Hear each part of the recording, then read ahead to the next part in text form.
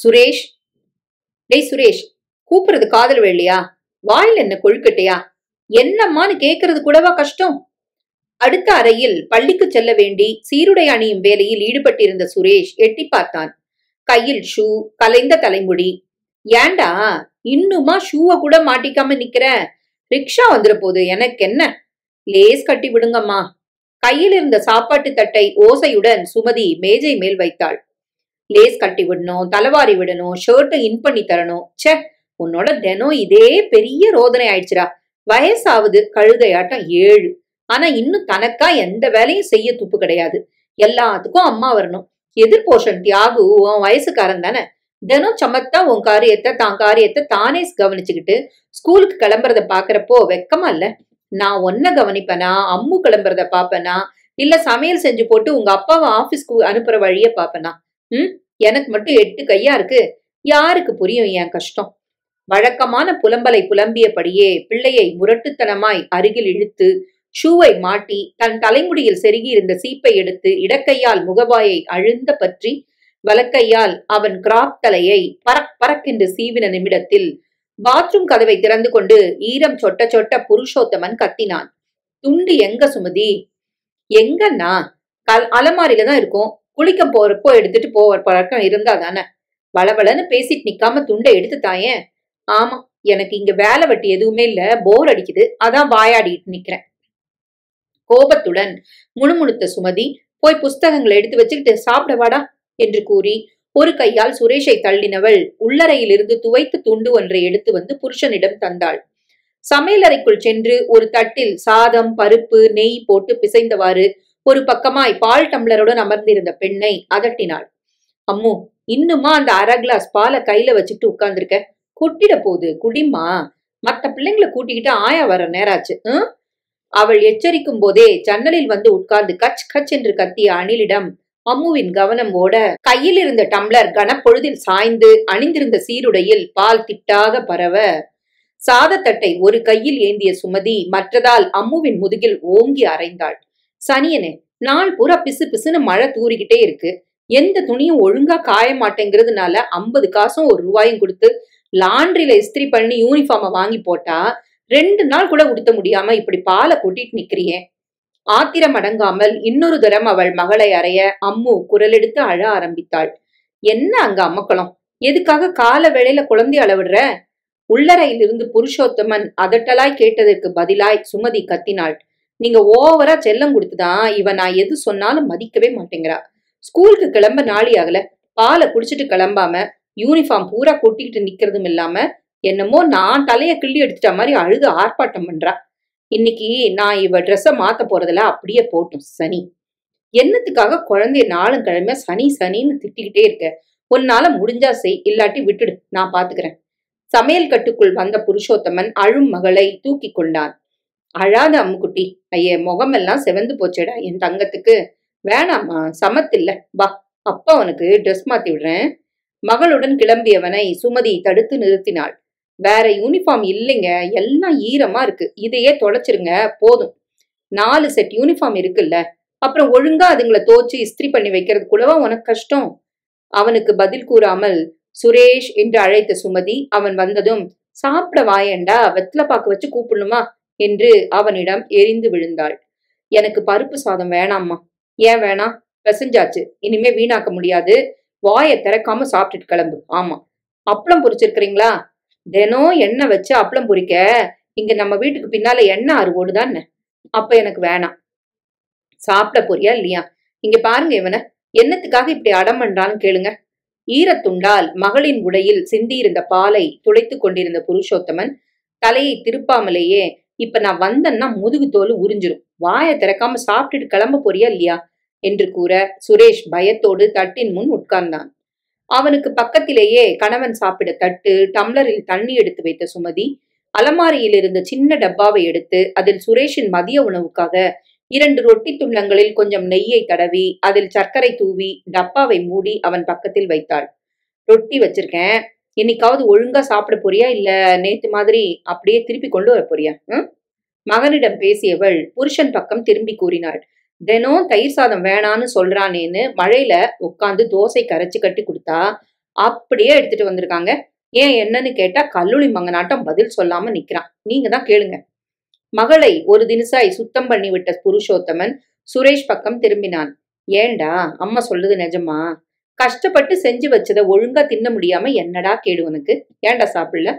வந்துப்பா, அம்மாவிடம் பதில் கூறாமல் நின்ற மாதிரி அப்பாவிடம் நின்றால் உதை கிடைக்கும் என்பதால் சுரேஷ் தயங்கியவாறு பதில் கூறினான். சட்னி இருந்தாதான் தோசை பிடிக்கும். அம்மா சீனி தான் வச்சிருந்தாங்க. நேத்து காய்கறிக்காரன் வரல, வீட்லயும் தேங்காய் இல்ல, அதான் அரைக்கல. ஒரு நாள் சட்னி இல்லாட்டி கூட ஐயாவுக்கு தோசை உள்ள இறங்க மாட்டேங்குது. அப்படி அவன் நாக்க நீ வளர்த்து வச்சிருக்க. நாங்கெல்லாம் குழந்தைங்களா இருந்தப்போ தினம் மோர் சாதமும் நாத்தங்காய் ஊறுகாயும் தான். தப்பி தவறி ஒரு பருக்க டப்பால இருந்துச்சுன்னா கூட அம்மா ராத்திரி சோறு போட மாட்டாங்க. நீ ஆனாலும் அவனுக்கு ரொம்ப தான் இடம் கொடுக்குற. பிள்ளைய கண்டிச்சு வளர்க்காட்டி நாளைக்கு கஷ்டம் அவனுக்கு தான். மகனின் நடத்தைக்கு மனைவியை குற்றம் சாட்டின புருஷோத்தமன் சுரேஷிடம், இனியொரு தரம் டிஃபனை அப்படியே திருப்பி கொண்டு வந்தனா அதை உன் தலையில வச்சு கட்டிடுவேன், ஆமா என்று விழிகளை உருட்டி அதட்டின போது வாசலில் சைக்கிள் மணி சத்தம் கேட்டது.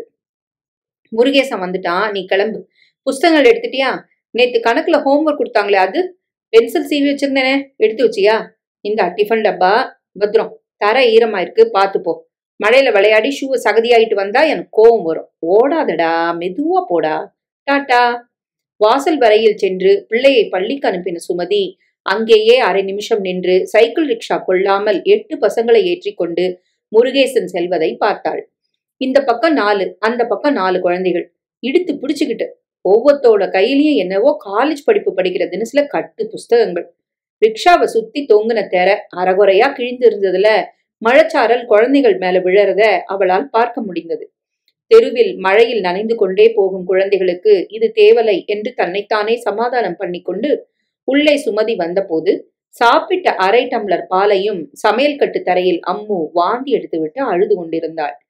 அழுதா இவளுக்கு வாந்தி வந்துரும்னு உனக்கு தெரியும்ல, அப்புறம் எதுக்காக அடிச்சு அழ விடுற? பாலை கொட்டினா என்ன, அதுக்காக அடிக்கணுமா? எத்தனை தரம் சொன்னாலும் உனக்கு புத்தியே வரமாட்டேங்குது. கோபத்துடன் இருக்கும் கணவனிடம் பதில் பேசினால் அது அவன் கோபத்தை அதிகரிக்கும் என்பதால் வாயை திறக்காமல் சுருணையை எடுத்து வந்து சுமதி தரையை துளைத்தாள். அம்முக்குட்டி, அழாதம்மா, ஸ்கூலுக்கு நாழியாச்சு, ஆயா வந்துடும். அழாதம்மா, இப்ப நீ அழுகையை நிறுத்திட்டு கிளம்புனா சாயங்காலம் ஆபீஸ்ல இருந்து வரப்ப அப்பா உனக்கு 5 ஸ்டார் சாக்லேட் வாங்கிட்டு வருவேன். அழாதடி ராஜாத்தி. அவன் சமாதானம் செய்து கொண்டிருக்கையிலேயே வாசலில் இருந்து ஆயா அம்மூ என்று குரல் கொடுக்க புருஷோத்தமன் மகளை முன்னரைக்கு தூக்கி வந்தான். அழும் குழந்தையின் மூக்கை துடைத்தவன் ரெட் ரைடிங் ஹூட் மாதிரியான மழைக்கோட்டை தானே மகளுக்கு மாட்டிவிட்டான். தண்ணீர் பாட்டில் புஸ்தக பையுடன் சுமதி பின்னால் வர அம்முவை தூக்கி போய் மழைத்தூரலில் நின்றிருந்த ஆயாவிடம் விட்டான்.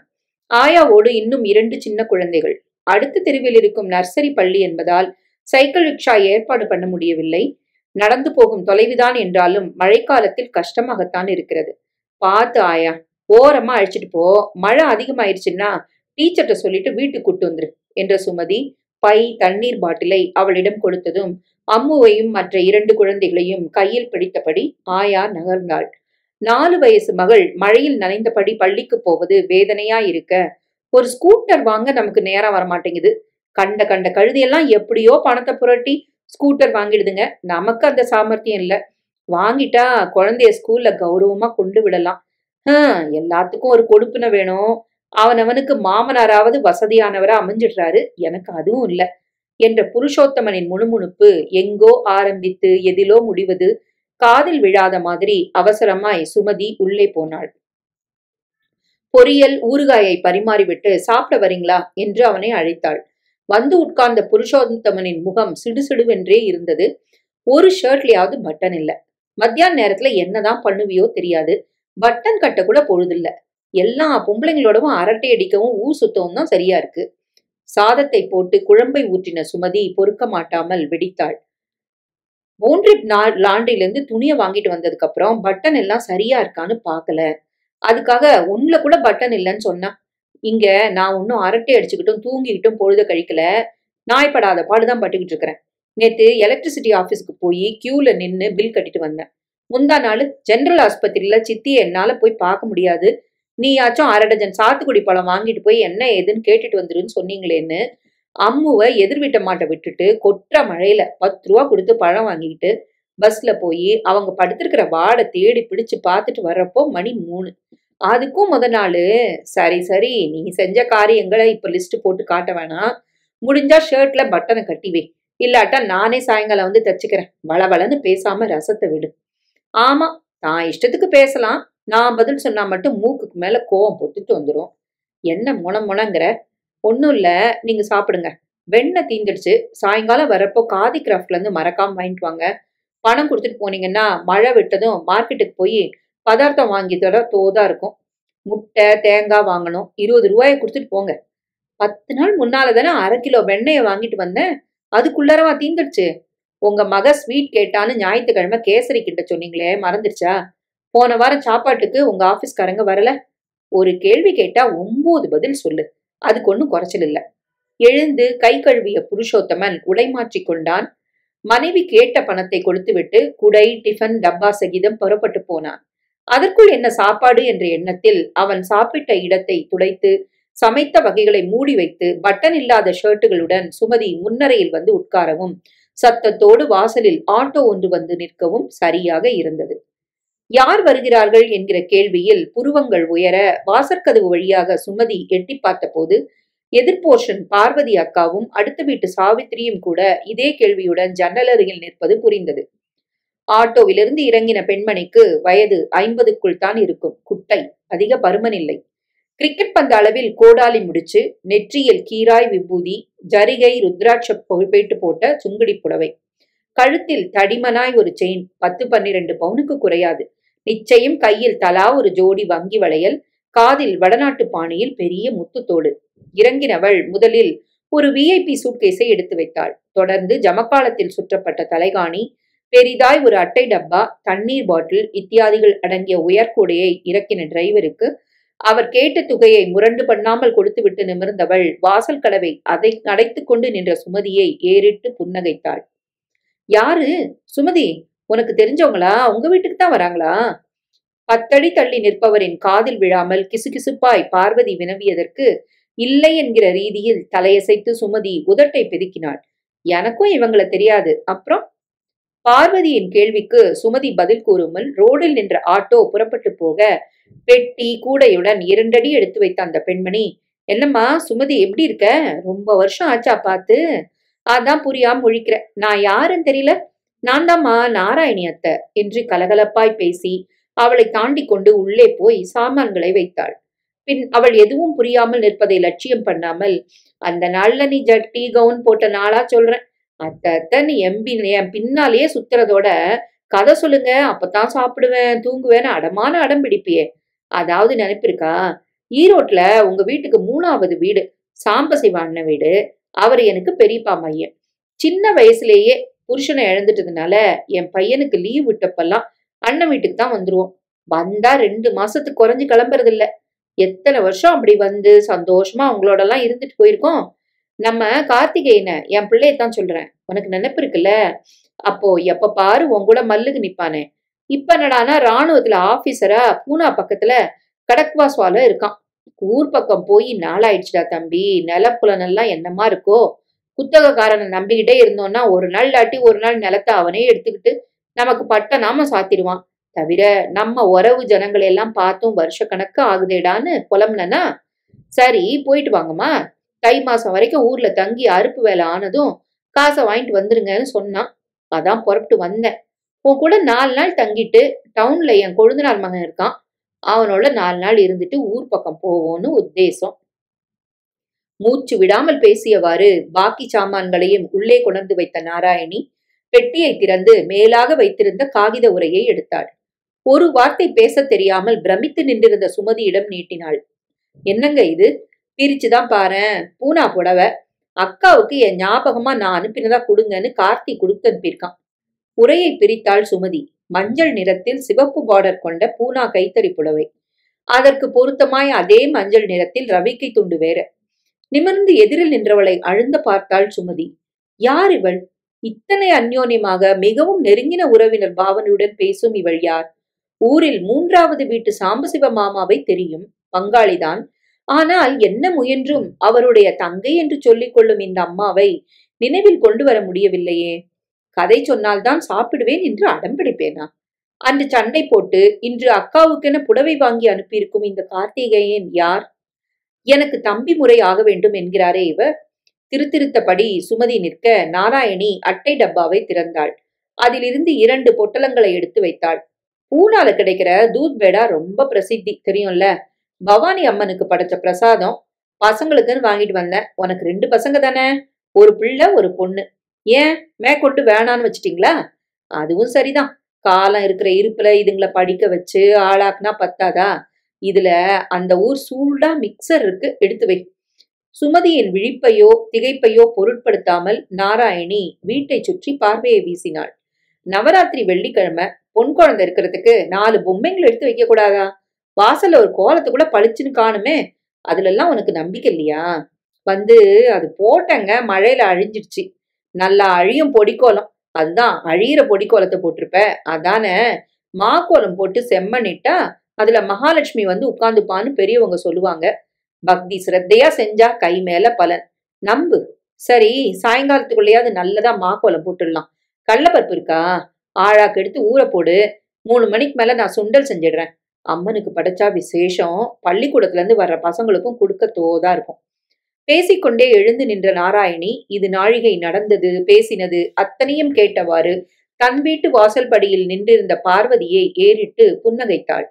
நீங்க தான் எதிர் வீட்டம்மாளா? நான் சுமதியோட அத்தை. பூனால பிள்ளையோட இருக்கேன். ஊர் பக்கம் வந்து நாளாச்சேன்னு ஒரு நட வந்தேன். சாப்பாடு ஆயிடுச்சா? இப்ப நான் போய் குளிச்சு ஸ்லோகம் சொல்லி பூஜை பண்ணணும். நவராத்திரி வெள்ளிக்கிழமை இல்லையா, அம்மனுக்கு விசேஷமான நாள். வர்ற வழியிலேயே அர்ச்சனைக்கு பூ பழம் எல்லாம் வாங்கிட்டு வந்துட்டேன். அப்புறமா வந்து மஞ்சள் குங்குமம் வாங்கிட்டு போங்க. வர்றீங்களா? என்ன சுமதி, இந்த அம்மா மாதிரி இன்னும் யாராச்சும் சுமங்கலிங்க இருந்தா வர சொல்ல. உன் கையால மஞ்சள் குங்குமம் கொடுத்தா மாப்பிள்ளைக்கு ஆயுஸ் கூடும். வெங்கல கடையில் யானை புகுந்தா மாதிரி என்று ஒரு பழமொழி சொல்வார்கள் பாருங்கள். அந்த ரீதியில்தான் அன்றைக்கு நாராயணியின் வரவு 3 குளித்தனங்கள் இருந்த அந்த வீட்டில் அமர்க்களப்பட்டது. யார் இவள்? முன்பின் தெரியாதவளாயிருந்தும் இத்தனை சுவாதீனத்தோடு நடந்து கொள்கிறாள் என்று முதலில் எழுந்த சந்தேகங்கள் நாராயணி கொடுத்த புடவை பலகாரங்களாலும் கரிசன பேச்சாலும் உடனே மறைந்து போக, இவள் நிச்சயம் நமக்கு நெருங்கின உறவுதான், நாம் தான் மறந்து விட்டோம் என்று தனக்குத்தானே அதட்டி கொண்ட சுமதி வந்திருக்கும் விருந்தாளியை முழு மனதுடன் வரவேற்க முற்பட்டாள். கதவிடம் நின்று பார்வதி அக்காவிடம் பேசிக் கொண்டிருந்தவளை இடைமறித்தாள். யாரு என்னன்னு புரியாம ஒரு நிமிஷம் திகைச்சு போயிட்டதுல வந்தவங்கள வாங்க உட்காருங்கன்னு கூட சொல்ல தெரியாத மண்டுவா இருக்கேன் பாருங்க. காஃபி சாப்பிடுறீங்களா அத்தை? ஒரு வாய் சூடா குடிச்சிட்டு செத்த உட்கார்ந்துட்டு அப்புறமா குளிக்க போங்க. ரயில்ல வந்தது ரொம்ப களைப்பா இருக்கும். பேசினவள் பார்வதி பக்கம் திரும்பினாள். அத்தை, அத்தை கொஞ்சம் ஓய்வு எடுத்துக்கிட்டோம். நீங்க அப்புறமா வந்து மஞ்சள் குங்குமம் வாங்கிக்கங்க. முடிஞ்சா அடுத்த வீட்டு சாவித்திரியும் வந்து வாங்கிக்க சொல்லுங்க. காரியம் இருக்கு, நான் வரேன் என்றவள் வாசல் கதவை சாத்தினாள். சமையல் கட்டிற்கு சென்று தன் மதிய தேவைக்காக வைத்திருந்த டிகாக்ஷனோடு அரை டம்ளர் பாலை சுட வைத்து கலந்து கூடத்தில் இருந்த நாராயணியிடம் தந்தாள். இதற்குள் தன் பெட்டியை ஒரு ஓரமாய் வைத்த நாராயணி உயர்கூடையில் இருந்த கவுளி வெற்றிலை, பந்து பூ, சீப்பு, பூவன் பழம், மஞ்சள், பாக்கு பொட்டலங்களை தரைப்பூராவும் பரத்தி இருந்தாள். நாளெல்லாம் தவம் பண்ணாலும் கிடைக்கிற புண்ணியம் ஒரு நவராத்திரி வெள்ளிக்கிழமையில சுமங்கலிக்கு வெத்தலைப்பாக்கு கொடுக்கறதுக்கு ஈடாகாதுன்னு பெரியவங்க சொல்லுவாங்க. ஒரு தட்டுல இதெல்லாம் எடுத்து வச்சிரு. குளிச்சு பூஜை முடிஞ்சதும் வெத்தலைப்பாக்கு உனக்குத்தான். சாயங்காலமா புடவைய பிரிச்சு உடுத்திக்க. மாப்பிள்ள வரப்போ நீ ராணி மாதிரி நிக்கணும். உனக்கு என்ன ராஜாத்தி, எது செஞ்சுக்கிட்டாலும் லட்சணமா இருக்கும். வெள்ளி கூலத்துக்கு சந்தனம் போட்டு வச்ச மாதிரி. காஃபியை நாராயணி ஆற்றி குடித்த நாழிகையில் சுமதி அவள் அருகில் அமர்ந்து கொண்டாள். சாம்பசிவ மாமா நல்லா இருக்காங்களா அத்தை? ஈரோட்டுக்கு நான் போய் 4 வருஷத்துக்கு மேலேயே ஆகுது. அம்மா இருந்த வரைக்கும் வருஷா வருஷம் போவேன். அவங்க தவறிட்டப்புறம் அப்படி பிடிக்கிறது இல்ல. உங்ககிட்ட சொல்றதுக்கு என்ன, அண்ணி முகத்தை சட்டி மாதிரி வச்சுக்கிறப்ப நாம உறவு கொண்டாடிட்டு போய் நிக்க முடியுமா? என்ன? யாரு? பாக்கியத்தை தானே சொல்ற? அவ ஆதி நாள்ல இருந்தே குணங்கட்ட கழுதம்மா. விடு, அவ பேச்சு எதுக்கு இப்போ? சாம்பசிவான நல்லா இருக்கிறாரு. அப்பப்ப கடுதாசி போடுறதுல இருந்து தெரிஞ்ச சமாச்சாரம் தான். நானும் கார்த்தியோட பூனாக்கு 10 வருஷம் முன்னால போனவ. நடுவுல ஒரு ட்ரிப் வந்து போனேன். இனிமேதான் போய் எல்லாத்தையும் ஒரு நட பார்த்துட்டு வேலையும் கவனிச்சுட்டு போகணும். காலி டம்ளருடன் எழுந்த சுமதி நினைத்து கொண்டு கேட்டாள். ஆமா அத்தை, என் விலாசம் உங்களுக்கு எப்படி தெரிஞ்சது? நாங்க இங்க வந்தே 6 மாசம் போலத்தானே ஆகுது. இந்த கேள்வியை எதிர்பார்க்காத நாராயணி கொஞ்சம் திடுக்கிட்டாள். ஆனால் உடனே சமாளித்து கொண்டு, ஊர் பக்கம் வரப்போறேன்னு அண்ணனுக்கு எழுதியிருந்தனா, அவர்தான் நம்ம ஜனங்க யார் யாரு எங்க இருக்கிறாங்கன்னு விலாசத்தோட எழுதியிருந்தாரு என்றாள். அவருக்கு ஏன் விலாசம் எப்படி தெரியும் என கேட்க நினைத்த சுமதி, அப்படி தெரிந்தால் என்ன, அண்ணன் அல்லது யாராவது உறவினர் சொல்லி இருக்கலாம் என்கிற சமாதானத்துடன் நினைப்பை மாற்றிக்கொண்டு உள்ளே போக, மாற்றுடைகளுடன் நாராயணியும் குளிக்கச் சென்றாள். அன்று மதியம் 4 மணிக்கு மேல் சுமதியின் இல்லம் பேச்சும் சிரிப்புமாய் திமிலோகப்பட்டது. வந்திருந்த பார்வதி, சாவித்ரி, கமலி, அவள் மாமியார் யசோதா ஆகியோரை கிழக்கு பார்த்து உட்கார வைத்து, பூஜை முடிந்ததும் சுமதிக்கு செய்த மாதிரியே மஞ்சள் குங்குமம் கொடுத்து, பழமும் 5 ரூபாய் பணமும் வைத்து தாம்பூலத்தை நாராயணி நீட்ட, வந்தவர்களுக்கு வாயெல்லாம் பல்லானது. தூத்பேடா ஒரு துண்டமும் மிக்சரும் வைத்து அனைவருக்கும் கொடுக்க சொன்ன நாராயணி 1 மணிக்கு பள்ளியிலிருந்து திரும்பி இதற்குள் அவளிடம் ஒட்டி கொண்டு விட்ட அம்முவை மடியில் வைத்துக் கொண்டு அனைவரிடமும் கலகலப்பாய் பேசினாள். உங்க பேர் என்ன? சாவித்திரின்னு தானே சொன்னேங்க. பேர் சொல்லி கூப்பிடலாம்ல. நான் உங்களை விட வயசுல பெரியவ, அதனால தப்பு இல்ல. ஏன் முன் தலையில நரையோடி இருக்கு? வயசு ஒண்ணும் அப்படி அதிகமா தெரியலையே. உங்க குடும்பத்திலே இப்படி இருக்கா, இல்ல அளவுக்கு மீறி எதையாவது நினைச்சு கவலைப்படுறீங்களா? ஏதுவானாலும் சரி, ஒரு மருந்து சொல்றேன், செஞ்சு பாருங்க. கீழா நெல்லி, அரிசலாங்கண்ணி, மருதாணி கீரைங்களை சம பங்குல அரைச்சு விழுத நல்லெண்ணெயில ஊற வச்சு 4ஆம் நாள் முருக காய்ச்சி வடிகட்டி அந்த எண்ணெயை தினம் தடவிட்டு வாங்க. 3 மாசத்துல நரை எங்கன்னு தேடி பிடிக்கணும்.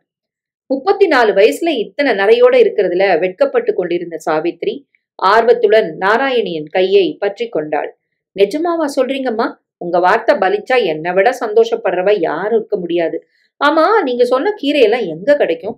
திருவல்லிக்கேணி பஜார்ல கிடைக்காத மூலிகையா? அந்த கவலை உங்களுக்கு எதுக்கு? அடுத்த வாரத்துக்குள்ள தைலம் தயார் பண்ணி தர வேண்டியது என் பொறுப்பு. சாவித்ரி முகமெல்லாம் சிரிப்பாக, என்னம்மா நீங்கன்னு சொல்றீங்க? நான் சின்னவ, நீ இன்னும் உரிமையோட கூப்பிடுங்க. ஆனாலும் உங்களுக்கு எதுக்குமா சிரமம் என நாராயணி, அதெல்லாம் சிரமம்னா மனுஷியா பிறந்திருக்கவே கூடாது என்றாள் தன் புன்சிரிப்புடன். அதிகம் பேச சிரிக்க முடியாமல் பல்வெளியால் 2 நாளாய் அவதிப்படும் கமலிக்கு கிராம்பை தட்டி வாயில் அடக்கி கொள்ள கொடுத்த நாராயணி கிராம்பு தைலம் வாங்கி ஈறுகளில் தடவச் சொன்னாள்.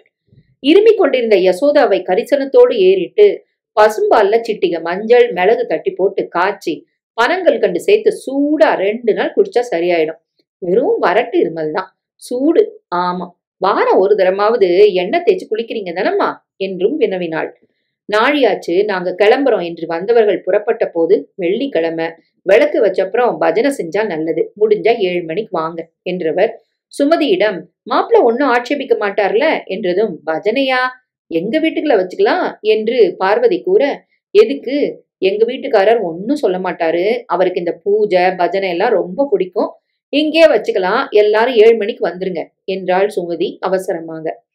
மொத்தத்தில் நாராயணி அந்த வீட்டுக்கு வந்து எண்ணி 10 மணி நேரம் தாண்டுவதற்குள் சுமதியுடன் மட்டுமல்லாமல் அந்த தெரு பெண்கள் 3/4 பேர்களிடமும் தன் கரிசனமான பேச்சு நடத்தையால் ரொம்பவும் நெருங்கி போனாள் என்றுதான் சொல்ல வேண்டும். காக்க காக்க கனகவேல் காக்க, நோக்க நோக்க நொடியில் நோக்க. அடுத்த வீட்டிலிருந்து ஒரே குரலில் ஸ்பஷ்டமாய் ஒலித்த கந்த சஷ்டி கவசத்தை அனுபவித்து கேட்டபடி வாசல் வராந்தாவில் காலை நீட்டிக்கொண்டு அமர்ந்திருந்த சாரதாவின் அருகில் 3வது வீட்டு யசோதா மெதுவாய் வந்து உட்கார்ந்தாள். காலை மணி 8, 8:30 இருக்கும். வெயில் உடம்புக்கு இதமாக இருந்தது. யசோதாவை ஏறிட்டு சாரதா புன்னகைத்தாள். வாங்க, கால வேளைக்கு இந்த பசங்க ஒன்னா சேர்ந்துகிட்டு ஸ்லோகம் சொல்றத கேட்க எவ்வளவு இனிமையா இருக்கு பாத்தீங்களா? ஆம் என்று தலையசைத்த யசோதா, ஏன் இங்கே உட்கார்ந்துகிட்டீங்க? சுமதி வீட்டுக்கே போயிடுறதானே என்றார். எதுக்கு? அங்க ஏற்கனவே இடம் அடிச்சுக்கோ புடிச்சுக்கோன்னு இருக்கு. அங்க போய் ஒண்டிக்கிறதுக்கு பதிலா இப்படி வாச வராந்தால உட்கார்ந்தேன்னா காத்துக்கு காத்து காதுலயும் தெளிவா ஸ்லோகம் விழுது. அதுவும் சரிதான், எங்க உட்கார்ந்து கேட்டா என்ன? காதுல 4 நல்ல வார்த்தை விழணும், அதானே முக்கியம். சாரதாவுக்கு இன்னும் அருகில் நகர்ந்து சுவரில் சாய்ந்தவாறு யசோதாவும் வசதியாய் உட்கார்ந்தார்.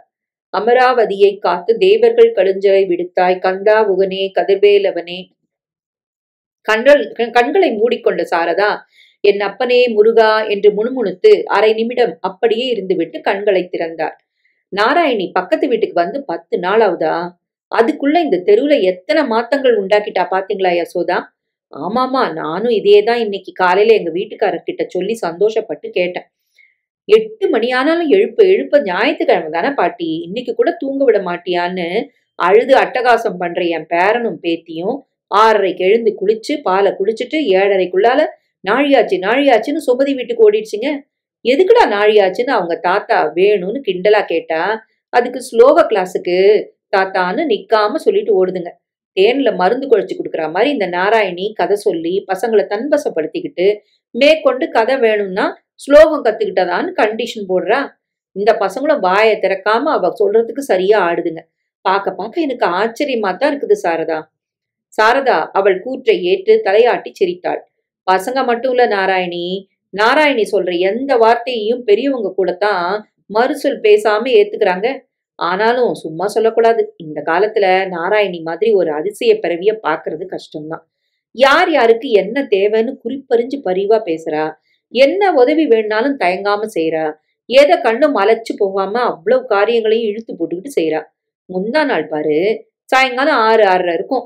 கையில ஒரு ஹார்லிக்ஸ் பாட்டிலோட வந்து நிக்கிறா. என்ன நாராயணின்னா, கார்த்தி ஊருக்கு போறப்போ மலிவா 2 பாட்டில் ஹார்லிக்ஸ் வாங்கி தந்தான். யாருக்காச்சும் பெரியவங்களுக்கு கொடுங்கன்னு. உங்களை விட பெரியவங்க இந்த தெருவுல யாரு இருக்கிறதா தெரியல. இந்தாங்க, தினம் படுக்க போறதுக்கு முன்னால 2 ஸ்பூன் போட்டு வெந்நீர்ல கரைச்சு குடிச்சிட்டு படுத்துக்குங்க. தூக்கம் நல்லா வரும், உடம்பு தேரும்னு சொல்லி கொடுத்தா.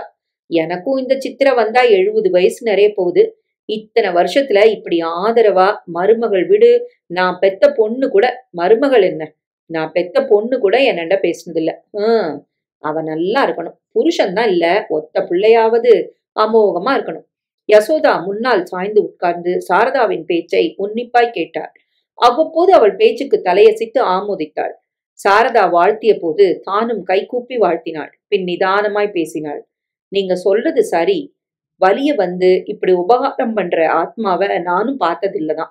நேத்து பாருங்க, கோயிலுக்கு சாயங்காலம் போன எங்க வீட்டுக்காரர் திரும்பி வரப்போ கழுத்துல ஒரு மஃப்ளரோட வந்தாரு. ஏதுங்கன்னு கேட்டா, நாராயணி தான் தந்தா, ஆஸ்மா நோயாளி, இப்படி கழுத்தை திறந்துகிட்டு ராத்திரி வெளியில வெளியே வரலாமா, இருங்க, ஊர்ல இருந்து கார்த்தி கொடுத்து அனுப்பின மஃப்ளர் இருக்குது, தரேன்னு சொல்லி உள்ளார போய் நல்லதா ஒரு கம்பளி மஃப்ளரை கொண்டு வந்து, எதுக்குமான்னு இவர் சொல்றது காதுல வாங்காம என்ன உங்க தங்கச்சியா நினைச்சு வாங்கிக்கங்கன்னு கொடுத்துட்டாளாம். வீட்டுக்கு வந்து எங்க வீட்டுக்காரரு அது என்ன அந்த அம்மா மனசு, அம்மாக்கும் பிள்ளைக்கும்னு மாஞ்சு மாஞ்சு போயிட்டாரு.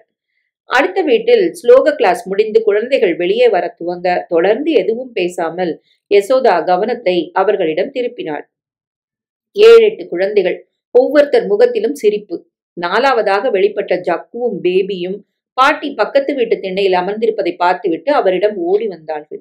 எப்ப பாட்டி வந்தீங்க? ஏன் சுரேஷ் வீட்டுக்கு வராம இங்கே உட்கார்ந்துகிட்டீங்க? அங்க கூட்டமா இருக்குடா, அதான் இங்கே உட்கார்ந்துட்டேன். நாங்க ஸ்லோகம் சொன்னதை கேட்டீங்களா? கேட்டனே. நாராயணிம்மா சொல்ல சொல்ல அதையே நீங்களும் பிரமாதமா சொன்னீங்களே. என் குரல் கேட்டுச்சா பாட்டி? வினவின பேபியை யசோதா இழுத்து அணைத்து உச்சி முகுந்தாள்.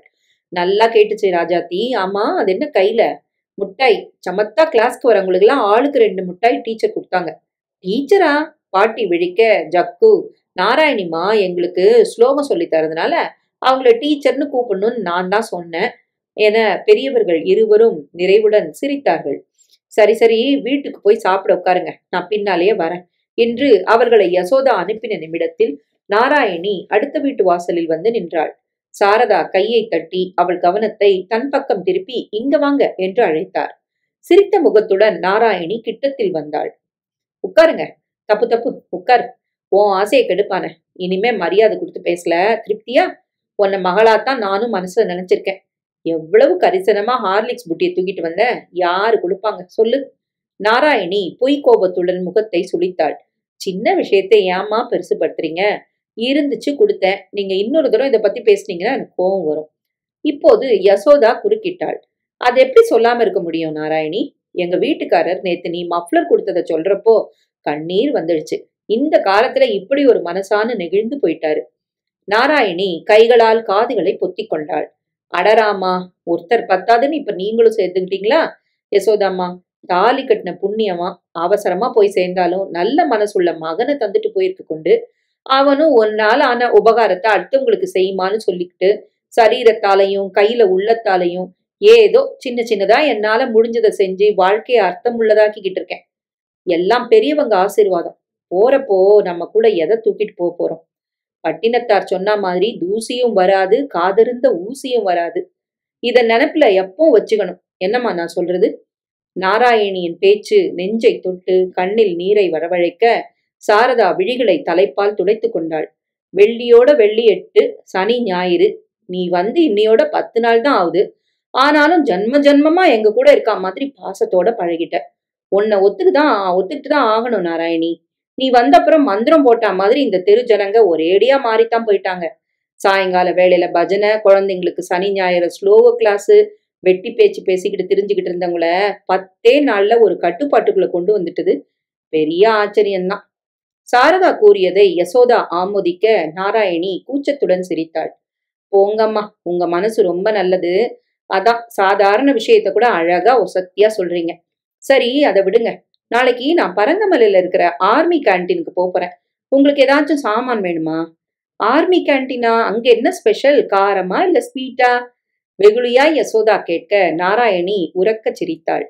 கேன்டீன்னா சாப்பாடு கிடைக்கிற ஹோட்டல் இல்ல யசோதாம்மா. ஆர்மி கேன்டீன்னா ராணுவத்துல நடத்தப்படுற கடை. அங்க எல்லா சாமானும் விலை மலிவா கிடைக்கும். மாலதி குழந்தைக்கு பால் பவுடர் வேணுமா? சுமதிக்கு இஸ்திரி பெட்டி வேணுமா? குழந்தைங்க துணிங்க வீட்லயே இஸ்திரி பண்ண. அப்புறம் பார்வதி பிரஷர் குக்கர் கேட்டிருக்கு, இருக்குமா கிடைக்குமான்னு பாருங்கன்னு சொல்லியிருக்கிறாங்க. என் பையன் கார்த்தியோட சிநேகிதன் பரத் இங்க மேஜரா இருக்கான். போய் பார்த்தா கடைக்கு அழைச்சிட்டு போய் தான் கணக்குல மலிவா வாங்கி தருவான். அதான் உங்களுக்கும் ஏதாச்சும் வேணுமான்னு கேட்டேன். மலிவுன்னா என்ன? வெளி கடை விலைக்கு அரை முக்கால் விலையில கிடைக்கும். பொருளை பொறுத்து இருக்கு. ராணுவத்துல வேலை பார்க்கறதுனால அவங்க கடையில மட்டும் இந்த சலுகை. ஆ என்று வாயை பிளந்த சாரதா தனக்கு நல்லதாய் ஒரு பிளாஸ்கும், யசோதா தன் கணவருக்கு ஒரு குடையும் வேண்டும் என்று சொல்ல, கேன்டீனில் இருந்தால் கண்டிப்பாய் வாங்கி வருவதாக சொல்லிக் கொண்டிருக்கையிலேயே சுரேஷ் வந்து, சாப்பிட வாங்க பாட்டி, அப்பா உங்களுக்காக காத்துட்டு இருக்கிறாரு என்று அழைக்க, நான் வரேம்மா, நாளைக்கு சாயங்காலமா பார்க்கலாம் என்று விடை பெற்று நாராயணி எழுந்து போனாள். மறுநாள் காலை சுரேஷ் அம்முவை பள்ளிக்கூடத்துக்கும் புருஷோத்தமனை அலுவலகத்துக்கும் அனுப்பிய பின், சாப்பிட வரீங்களா அத்த என்று நாராயணி அழைத்த சுமதி அவள் தலையில் கை வைத்து அமர்ந்திருப்பதை பார்த்து திடுக்கிட்டாள். என்ன அத்த, ஏன் எப்படியோ இருக்கீங்க? நாராயணி புன்னகைக்க முயன்றாள். ஒண்ணுமில்லம்மா. இல்ல, எப்படியோ தான் இருக்கீங்க, என்ன விஷயம் சொல்லுங்க. தலைவலி மண்டே புழக்குது. நானும் காலையில இருந்து பொறுத்து பொறுத்து பாக்குறேன், முடியல. அதான். தலைவலினா பேசாம படுத்துக்க கூடாதா? அதோடவா காய் நறுக்கி கொடுத்து அம்மு குளிப்பாட்டி சாதம் ஊட்டி, என்ன அத்தை நீங்க? கரிசனத்துடன் பேசியவளை ஏறிட்டு நாராயணி மீண்டும் புன்னகைத்தாள். அடேங்கப்பா, அத்தைக்கு ஒண்ணுன்னா உனக்குதான் என்னமா பதறிக்கிட்டு வருது? உன்னை ஒண்டியா அத்தனை காரியங்களையும் செய்ய விட்டுட்டு என்னை படுத்து கிடக்க சொல்றியா? ஏதோ நான் இங்க இருக்கிற வரைக்கும் கொஞ்சம் ஒத்தாசையா இருந்தா எனக்கும் திருப்தி. அப்புறம் எப்பவும் போல நீ ஒண்டியா தானே அல்லாட போற. சரி, மாத்திரை ஏதாச்சும் போட்டுக்கிறீங்களா? என்ன இருக்கு? சுமதி ஒரு மாத்திரையின் பெயரை கூற நாராயணி உதட்டை பிதுக்கினாள். எம்மாடி, அந்த மாத்திரையை சாப்பிட்டா 10 நிமிஷத்துல உடம்பெல்லாம் தடிச்சு போயிரும். வேணாம், நான் போய் வழக்கமா சாப்பிடுற மாத்திரையில 2 வாங்கிட்டு வந்துடுறேன். எப்பவும் கையோட வச்சிருப்பேன், சோதனையா இந்த தரம் இல்ல. ரயில்ல வரப்போ பக்கத்து சீட் அம்மா தலைவலியில ரொம்ப அவஸ்தப்பட்டாங்களேன்னு கொடுத்தேன். வாங்கி வச்சுக்க மறந்துட்டேன். முக்கிக் கொண்டே எழுந்தவளை அவசரமாய் சுமதி தடுத்தாள். இருங்க அத்தை, வெயில்ல நீங்க ஏன் போனோம்? மாத்திரை பேரை சொல்லுங்க, நான் ஓடி போய் வாங்கிட்டு வந்துடுறேன். எதுக்குமா கண்ணு, வெயில்ல நீ போனோம்? சுமதி கண்ணாடி முன் நின்று கலைந்திருந்த முடியை சீவிக்கொண்டாள். புடவை கொசுவத்தை உதறி சீர் செய்தாள். செருப்பை மாட்டிக்கொண்டாள். பரவாயில்ல அத்தை, மாத்திரை பேரை சொல்லுங்க. மனசில்லாமல் நாராயணி சொல்ல, கதவை தாழ் போட்டுக்குங்க, 10 நிமிஷத்துல வந்துடுறேன் என்றவாறு சுமதி படியிறங்கி போனாள். கதவை தாளிட்ட நாராயணி பரபரவென தன் பெட்டியிடம் வந்து உட்கார்ந்தாள். பூட்டை திறந்து புடவைகளுக்கு அடியில் வைத்திருந்த காகித உரையை எடுத்தாள். உள்ளே இருந்த பணத்தை வெளியில் எடுத்து எண்ணினாள். 100 ரூபாய் கட்டு அப்படியே இருந்தது. 10,000 சில்லறையாய் இருந்த பணத்தை எண்ணிய போது 4,150 இருந்தது. கல்கத்தாவை விட்டு புறப்படும் முன் சுளையாய் 15,000 கிடைத்ததில் செலவு போக இதுதான் மீதி. அங்கிருந்து வர டிக்கெட், தூத் பேடா, மிக்சர், பூ, பழம் இத்தியாதிகள். அப்புறம் தெரு பெண்களை அழைத்து பணம் வைத்து மஞ்சள் குங்குமம் கொடுத்தது. ஸ்லோக குழந்தைகளுக்கு அவ்வப்போது கொடுக்கவென சாக்லேட், பிஸ்கட் வாங்கினது. சுமதிக்காக காய்கறி, இதர சில்லறை செலவுகள் செய்தது. எல்லாமாய் சேர்ந்து இந்த 12 நாட்களில் ஆன செலவு 520 ரூபாய்.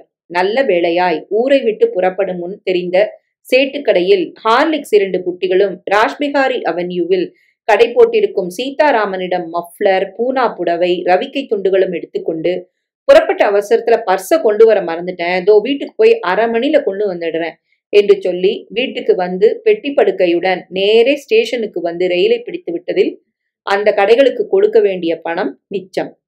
2 மாய் 300 ரூபாய்க்கு கிட்டத்தில் வருமா? தாராளமாய். அந்த மட்டுக்கு லாபம். கொண்டு வந்ததில் புடவை, ஒரு ரவிக்கை துண்டை சுமதியிடமும், ஒரு ஹார்லிக்ஸ் பாட்டிலை சாரதாவிடமும், மப்ளரை யசோதா வீட்டுக்காரிடமும் கொடுத்து ஓரளவுக்கு பலமாகவே அஸ்திவாரத்தை போட்டாயிற்று. அடுத்த 1ஆம் தேதி எப்போது? அதற்கு இன்னும் 16 நாள்கள் இருக்கின்றனவா? இந்த 16 நாள்களுக்குள் செய்ய வேண்டிய காரியத்தை கச்சிதமாய் முடித்துக்கொண்டு அடுத்த ஊரை பார்க்க கிளம்பிவிட வேண்டும். அடுத்து கோயம்புத்தூரா இல்லை மதுரையா யோசிக்க வேண்டும். தமிழ்நாட்டிலேயே இருக்கலாமா இல்லை பெங்களூர், ஹைதராபாத் என்று போவது தேவலையோ என்று பார்க்க வேண்டும். அதற்கு முன் எந்த ஊரில் என்னென்ன விவரம் என்று சேகரிப்பதை பொறுத்திருக்கிறது எந்த ஊருக்கு போவது என்பது. கல்கத்தாவில் ராமசாமி பாகவதர் வீட்டில் சமையல்காரியாய் இருந்த வருடங்களில் காதுகளில் பஜனையும் ஸ்லோகமும் விழுந்ததில் அதை கற்க முடிந்தது. எதேச்சையாய் ஈரோட்டிலிருந்து சுந்தரமூர்த்தி என்பவர் ஏதோ வேலை விஷயமாக வந்து பாகவதர் வீட்டில் தங்கின நாட்களில் அரட்டை சுபாவத்தின் காரணமாய் தன் ஊர், தெரு, குடும்பம் என்று ஒன்று விடாமல் அத்தனையும் பீற்றிக் கொண்ட போது வாயாடி பாக்யம் மனைவி என்பதும், சென்னையில் வாழும் சுமதி தங்கை என்பதும், ஈரோட்டில் 3வது வீட்டில் சாம்பசிவம் என்பவர் இருப்பதும் மற்ற சமாச்சாரங்களும் தெரிய வந்தது அல்லவா? சென்னைக்கு செல்ல வேண்டும், அங்கே திட்டமிட்டிருப்பதை நிறைவேற்றி பார்க்க வேண்டும் என்று ரொம்ப நாட்களாகவே தீர்மானம் பண்ணியதை செயலில் காட்ட நேரம் வந்தது.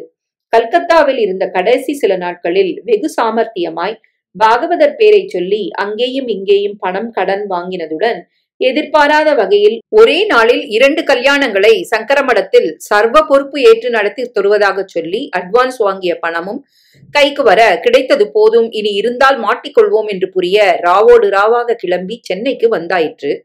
இங்கே திட்டமிட்டபடி எல்லாம் நடந்துவிட்டால் 2 வாரத்தில் மூட்டையை கட்டிவிடலாம். நடக்க வேண்டுமே. நடக்குமா? நடக்கும், நடக்க வேண்டும். கையில் இருந்த பணத்தில் 10,000 தனியாகவும் 4,000 சொச்சத்திலிருந்து 1,000 தனியாகவும் எடுத்து காகிதத்தில் சுற்றிய நாராயணி பெட்டியின் மேலாக வைத்தாள். பாக்கி பணத்தை உரையில் போட்டு புடவைகளுக்கு அடியில் வைத்து பெட்டியை பூட்டி பழையபடி சுவரோரமாய் படுத்த 5 நிமிடத்துக்கெல்லாம் சுமதி அரக்க பறக்க வந்து கதவை தட்டினாள். திறந்தவளிடம், நாழி ஆயிடுச்சா? நீங்க சொன்ன மாதிரி மாத்திரை 2 கடையில கிடைக்கல, 3வதுல தான் கிடைச்சது. ஒரு வாய் சாப்பிட்டுட்டு போட்டுக்கங்க அத்தை, வெறும் வயிற்றுல வேணாம் என்று பேசியபடியே சமையலர் கட்டுக்கு சென்று கை கழுவி தட்டுகளை வைத்தாள். சாப்பிட்டானதும் அவள் கொடுத்த மாத்திரையை போட்டுக்கொண்டு பாவனை பண்ணி அரை மணி போல படுத்து கிடந்த நாராயணி எழுந்து தலையை வாரிக்கொள்ள ஆரம்பித்ததும் பத்திரிகை ஒன்றை படித்தவாறு அமர்ந்திருந்த சுமதி புருவங்களை உயர்த்தினாள். என்ன அத்தை, வெளியில போக போறீங்களா? ஆமா சுமதி, கார்த்தி சிநேகிதன் பரத் கிட்ட வரேன்னு சொல்லியிருக்கேனே. தலைவலின்னு சொல்லி மாத்திரை போட்டுக்கிட்டவங்க இன்னும் கொஞ்சம் படுக்க கூடாது அத்தை? இப்ப தேவலம்மா, மதிய சாப்பாட்டுக்கு முன்னால வரேன்னு சொல்லியிருக்கேன். அப்ப போனாதான் அவனுக்கும் தோதா இருக்கும். ஆர்மி கேன்டீனுக்கு போய் அது இருக்கான்னு கேட்டு வாங்கணும், நேரம் இல்லையா? கையில் இருந்த பத்திரிகையை சுமதி தழைத்தாள். நானும் உங்க கூட வரவாத்த? வேணாம்மா, எதுக்கு வெயில் நேரத்துல வீண் அலைச்சல். தவிர ஆர்மி கேன்டீன்ல எல்லாரையும் உள்ள விட மாட்டாங்க. நான் கார்த்தியோட அம்மாங்கிறதுனால எனக்கு பாஸ் கொடுப்பாங்க. நீ வெளியிலேயே நிக்கணும், வீண் அவஸ்தை. நான் போயிட்டு சுருக்க வந்துடுறேன். உனக்கு இஸ்திரி பெட்டியும் டிரான்சிஸ்டரும் வேணும்னு சொன்னல, நல்லதா இருந்தா வாங்கிட்டு வந்துடுவா. பணம் தரவாத்த? நாராயணி சிரித்தாள். நீ எங்க ஓடி போயிட போற? நான் வாங்கிட்டு வந்தப்புறம் கொடுத்தா போச்சு. உடை மாற்றி காகித பொட்டலங்கள் வைத்த பையோடு கிளம்பின நாராயணி நேரே மயிலாப்பூர் குளத்தங்கரைக்கு சென்றாள். மாட வீதியில் இருந்த வங்கியில் நுழைந்து புது கணக்கு ஆரம்பிக்கணும் என்றாள். கவுண்டரில் இருந்த நபரிடம் அவர் பின்னால் இருந்த மேஜையை கை காட்ட அங்கிருந்த ஆபீசரின் முன் சென்று அமர்ந்தாள். என் பேர் நாராயணி, நான் மாம்பழ முத்துமாரி தெருவுல இருக்கிறேன். என் பையன் ராணுவத்துல ஆபீசரா இருக்கிறான். அவன் மாசம் மாசம் எனக்கு மணி ஆர்டர்ல பணம் அனுப்புறான். ஆனா இனிமே பேங்க்ல கணக்கு வச்சுக்கமா, நேரா அதுக்கு அனுப்பிடுறேன்னு எழுதியிருக்கான். நான் வாரத்துக்கு 4 தரம் கபாலி கோயிலுக்கு வருவேன். உங்ககிட்ட கணக்கு வச்சுக்கிட்டா எடுக்க போட வசதி, அதான். பேசிய நாராயணி காகித பொட்டலங்களை பிரித்து பணக்கட்டை டேபிளில் வைத்தாள். இதுல 10,000 இருக்கு. 1 வருஷத்துக்கு டெபாசிட் செஞ்சிருங்க. இந்த 100 ரூபாயை வச்சுக்கிட்டு சேவிங்ஸ் அக்கௌண்ட் துவங்கிடுங்க. 10,000 ரூபாய் நாராயணின் வசதியை எடுத்து சொல்ல மறு பேச்சில்லாமல் 10 நிமிடங்களில் அந்த வங்கியில் கணக்கு துவக்கப்பட்டு டெபாசிட் ரசீதும் கொடுக்கப்பட்டது. வெளியில் வந்த நாராயணி பாரிஸ் கார்னருக்கு செல்லும் பஸ் நம்பர் பார்த்து ஏறி உட்கார்ந்தாள். பூக்கடையில் இறங்கி பந்தர் தெருவில் நடந்தாள். தேடிக்கொண்டு போன கடை கண்ணில் பட்டதும் தள்ளி நின்றவாறு பார்வையால் துழாவினாள். அது தவணை முறையில் எலக்ட்ரிக் இதர சாமான்களை விற்கும் கடை. பார்க்க சின்னதாக இருந்தாலும் வியாபாரம் ஜரூராக நடப்பதை 10 நிமிடங்கள் நிற்பதற்குள் புரிந்து கொள்ள முடிந்தது. உள்ளே கேஷ் கவுண்டரில் 2 சேல்ஸ் பெண்கள், அந்த பக்கமாய் ஒரு இளைஞர். தேடி வந்திருக்கும் செந்தில் இவன்தானா? கல்கத்தா பாகவதரிடம் பாட்டு கற்றுக்கொள்ள வந்தவர்களில் வனஜா என்கிற பெண்ணும் ஒருத்தி. பொங்கல், தீபாவளி என்று பண்டிகை வந்தால் பிறந்த வீட்டிலிருந்து புடவை வாங்கி தர சொல்லி அவள் புருஷன் ஏவ மாட்டானாம். உன் அண்ணன் தான் தவணம்புற கடையில வேலை பார்க்கறானே, டிரான்சிஸ்டர் வாங்கி தர சொல்லு, டேப் ரெக்கார்டரை சீரா தர சொல்லு என்று விரட்டி விரட்டி வாங்கி விடுவானாம். நான் ஒரே தங்கங்கிறதுனால அண்ணன் எப்படியோ சமாளிக்கிறாரு, பாவம். அவருக்கு நாளைக்கு கல்யாணம் ஆயிடுச்சுன்னா இப்படி செஞ்சுக்கிட்டே இருக்க கஷ்டப்பட மாட்டாரா என்று நாராயணியின் பரிவான பேச்சில் மயங்கி குடும்பத்தில் ஒருவராக எண்ணி அவள் கண்ணை கசக்கியது இப்போது கை கொடுக்க போகிறது. காத்திருந்தது போதும் என்று தீர்மானித்த நாராயணி சாலையோரமாய் கடை போட்டிருந்த பழக்காரியிடம் 12 ரூபாய் கொடுத்து டஜன் மலைப்பழங்களை வாங்கினாள். கடைக்குள் நுழைந்து நேரே கவுண்டர் இளைஞனிடமே சென்றாள். அழகாக புன்னகைத்து செந்தில் என்று சின்ன குரலில் வினவினாள். ஏதோ கணக்கு எழுதி கொண்டிருந்தவன் நிமிர்ந்து யார் என்கிற ரீதியில் புருவத்தை உயர்த்தினான். என்ன தெரியல, நான் தாம்பா நாராயணி என்றாள் சிரிப்பை அதிகமாக்கி கொண்டு. எந்த நாராயணி? என்னப்பா, 3ஆம் வருஷம் உன் தங்கச்சி வனஜாவை கல்கத்தால கொண்டு விட வந்தப்போ எங்க வீட்டுக்கு சாப்பிட கூட வந்தீங்களே, நினப்பில்ல? எதிரில் நின்ற அம்மாள் நீளமாய் நினைவூட்டியும் ஞாபகம் வராமல் போக செந்தில் எழுந்து நின்று சிரித்து சமாளிக்க பார்த்தான். ஆமாமா, தீபாவளி சமயம் இல்ல, வந்து 2 நாள் இருந்துட்டு ஓடி வந்ததுல சட்டுன்னு மறந்து போச்சு. வாங்க, கல்கத்தால இருந்து எப்ப வந்தீங்க? இப்பதான் 1 வாரமாவது. என் மவன் கார்த்திக்கு இந்த ஊருக்கு டிரான்ஸ்பர் ஆயிடுச்சு. மாம்பரத்துல ஜாக. அங்க வனஜா நல்லா இருக்கிறா. நீ நல்லா இருக்கியா? பிள்ளை அரவிந்துக்கு 4 வயசு ஆயிடுச்சு. ஆனா மேற்கொண்டு ஒரு விசேஷமும் இன்னும் இல்ல. மாப்பிள்ளைக்கு போன மாசம் ப்ரமோஷன் ஆச்சு தெரியுமில்ல? அம்மா எப்படி இருக்கிறாங்க? முதலில் பேசியதை விட இன்னமும் நீளமாய் சரியான விவரங்களுடன் அவள் பேச செந்தில் இவர் தங்கைக்கு ரொம்ப வேண்டியவர் என்கிற தீர்மானத்துக்கு வந்தான். நல்லா இருக்காங்கம்மா, உட்காருங்க. கூல்ட்ரிங்க் சாப்பிடுறீங்களா? என்ன விஷயமா வந்திருக்கிறீங்க? சொல்றேன். அதுக்கு முன்னால அம்மா ஆஸ்துமா படுத்தல் இல்லாம இருக்கிறாங்களான்னு நீ சொல்லு. அத சொல்லி சொல்லி வனஜா ரொம்ப வருத்தப்பட்டுக்குவா. இப்ப எப்படி இருக்கு, மழைக்காலமாச்சே என்றவள் பையில் இருந்த பழத்தை டேபிளில் வைத்து நேரா வந்து அம்மாவை பார்த்து விசாரிக்கணும்னு நினைச்சேன், முடியல. பரவாயில்ல, நீ எனக்காக இந்த பழத்தை அம்மாட்ட கொடுத்துரு. அப்படியே நல்லதா ஒரு பொண்ணு ஜாதகம் இருக்குது, வர 1ஆம் தேதிக்கு மேல கைக்கு வரும், நானே எடுத்துட்டு வரேன்னு சொல்லு என்று கூறி செந்தில் வகையாய் மசிந்து விட்டான் என்பது புரிய மெதுவாக பேச்சை மாற்றினாள். என் தங்கச்சி மகளுக்கு திடீர்னு கல்யாணம் நிச்சயம் ஆயிடுச்சு. அடுத்த மாசம் முகூர்த்தம். இஸ்திரி பெட்டி, ஒரு பிரஷர் குக்கர், ஒரு டிரான்சிஸ்டர் என் பரிசா குழந்தை கொடுக்கணும்னு நினைக்கிறேன். மொத்தமா கொடுத்து வாங்குறத விட தவணை முறையில வாங்குறது எனக்கு வசதியா இருக்கும். என்ன சொல்றேன்? கொடுக்கறதுல கஷ்டம் ஒண்ணும் இல்ல, ஆனா அதுக்கு செக்யூரிட்டி ஏதாச்சும் வேணும். தர முடியுமா? கூடவே உங்க மகனோட சம்பள சர்டிபிகேட்டும் தேவைப்படும். எதுக்குன்னா? அவனை முடிக்க விடாமல் நாராயணி புன்னகையோடு குறுக்கிட்டாள். நீ இப்படி கேப்பன்னு எதிர்பார்த்துதான் கார்த்தி நேத்தே தான் சம்பள சர்டிபிகேட்டை கொண்டு தந்தான். அதோட செக்யூரிட்டிக்கு இன்னைக்கு காலையில 10,000க்கு ஒரு டெபாசிட் போட்டேன். அந்த ரசீதை நீ வச்சுக்கோ. பையில் இருந்து சம்பள சர்டிபிகேட்டையும் டெபாசிட் ரசீதையும் நாராயணி நீட்ட அவற்றுடன் செந்தில் முதலாளியிடம் சென்றான். அந்த சம்பள விவர கடிதம் நாராயணிக்கு கிடைத்ததே ஒரு எதிர்பாராத அதிர்ஷ்டம்தான். கல்கத்தாவிலிருந்து ரயிலில் வந்தபோது தமிழ்நாட்டு பையன் ஒருவன் பக்கத்து சீட்டில் பயணித்தான். பெயர் கார்த்திகேயன். சென்னையில் தனியார் அலுவலகம் ஒன்றில் வேலை பார்ப்பதையும் கல்கத்தாவில் வேறு ஒரு கம்பெனியில் பெரிய வேலைக்கு இன்டர்வியூக்கு போய் வருவதையும் சொன்னான்.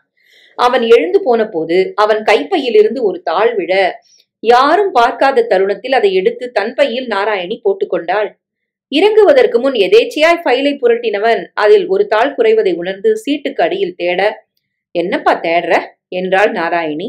என் சேலரி சர்டிபிகேட்டுமா? அப்படின்னா எந்த கம்பெனில எத்தனை சம்பளத்துக்கு வேலை பார்க்கறேங்கிற விவரம். அது எதுக்கு? அந்த விவரம் இருந்தா கடன் வாங்க, வேற வேலையில சேர்றப்போ கூடுதலா சம்பளம் கேட்கன்னு பல சந்தர்ப்பங்கள்ல உதவியா இருக்கும்.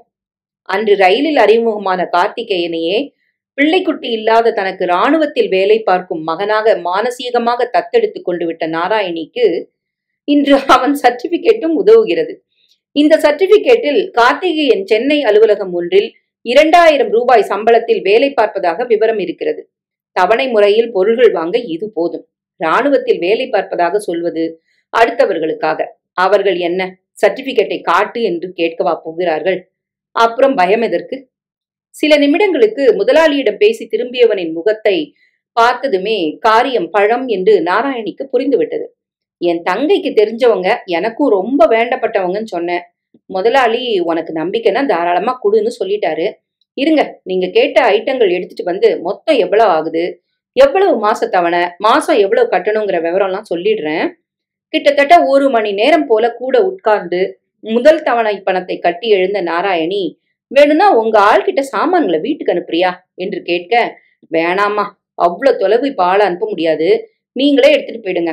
தவணை பணத்தை மட்டும் 7ஆம் தேதி கட்டிடுங்க, நடுவுல வீட்டுக்கு வாங்க, விலாசம் தெரியும்ல என்று கூறிய செந்தில் வாசல் வரைக்கும் வந்து வழி அனுப்பினான். திருவல்லிக்கேணி பார்த்தசாரதி கோவிலில் பிரகார மண்டபத்தில் அமர்ந்து கர்ம சிரத்தையுடன் பிரகாரத்தை வலம் வருபவர்களை நாராயணி ஊன்றி பார்த்து கொண்டிருந்தாள். பக்கத்தில் இருந்த பையில் சற்றுமுன் காசு கொடுத்து வாங்கிய பிரசாத பொட்டலங்கள் தூர்த்தி கொண்டிருந்தன. யாரை பிடிக்கலாம்? கண்களை இடுக்கிக் கொண்டு பார்த்தவளின் பார்வையில் அந்த பையன் விழுந்தான். 17-18 வயதுக்குள் இருக்கும். சரியான உணவு இல்லாமல் மெலிந்திருந்த தேகம், பழுப்பேறிய வேட்டி, கசங்கிய சட்டை, நெற்றியில் திருமண். வாயில் ஏதோ ஸ்லோகத்தை முணுமுணுத்தவாறு 7வது முறையாக அந்த பெரிய பிரகாரத்தை அவன் வலம் வந்ததும், நம்முடைய தேவைக்கு இவன் சரிப்பட்டு வருவான் என்கிற நம்பிக்கையுடன் அவன் 9வது தரம் சுற்றுவதற்காக காத்திருந்த நாராயணி, அந்த பையன் தன்னை தாண்டுகையில் தம்பி என்று குரல் கொடுத்தாள். காதில் வாங்காமல் 2 அடி போய்விட்டவனை, ஒன்னத்தான் தம்பி என்று குரலை உயர்த்தி அழைக்க நின்றான். திரும்பி பார்த்தான். பக்தி சிரத்தையா வலம் வரப்போ தடுத்து நிறுத்துறதுக்கு கோச்சுக்காது தம்பி.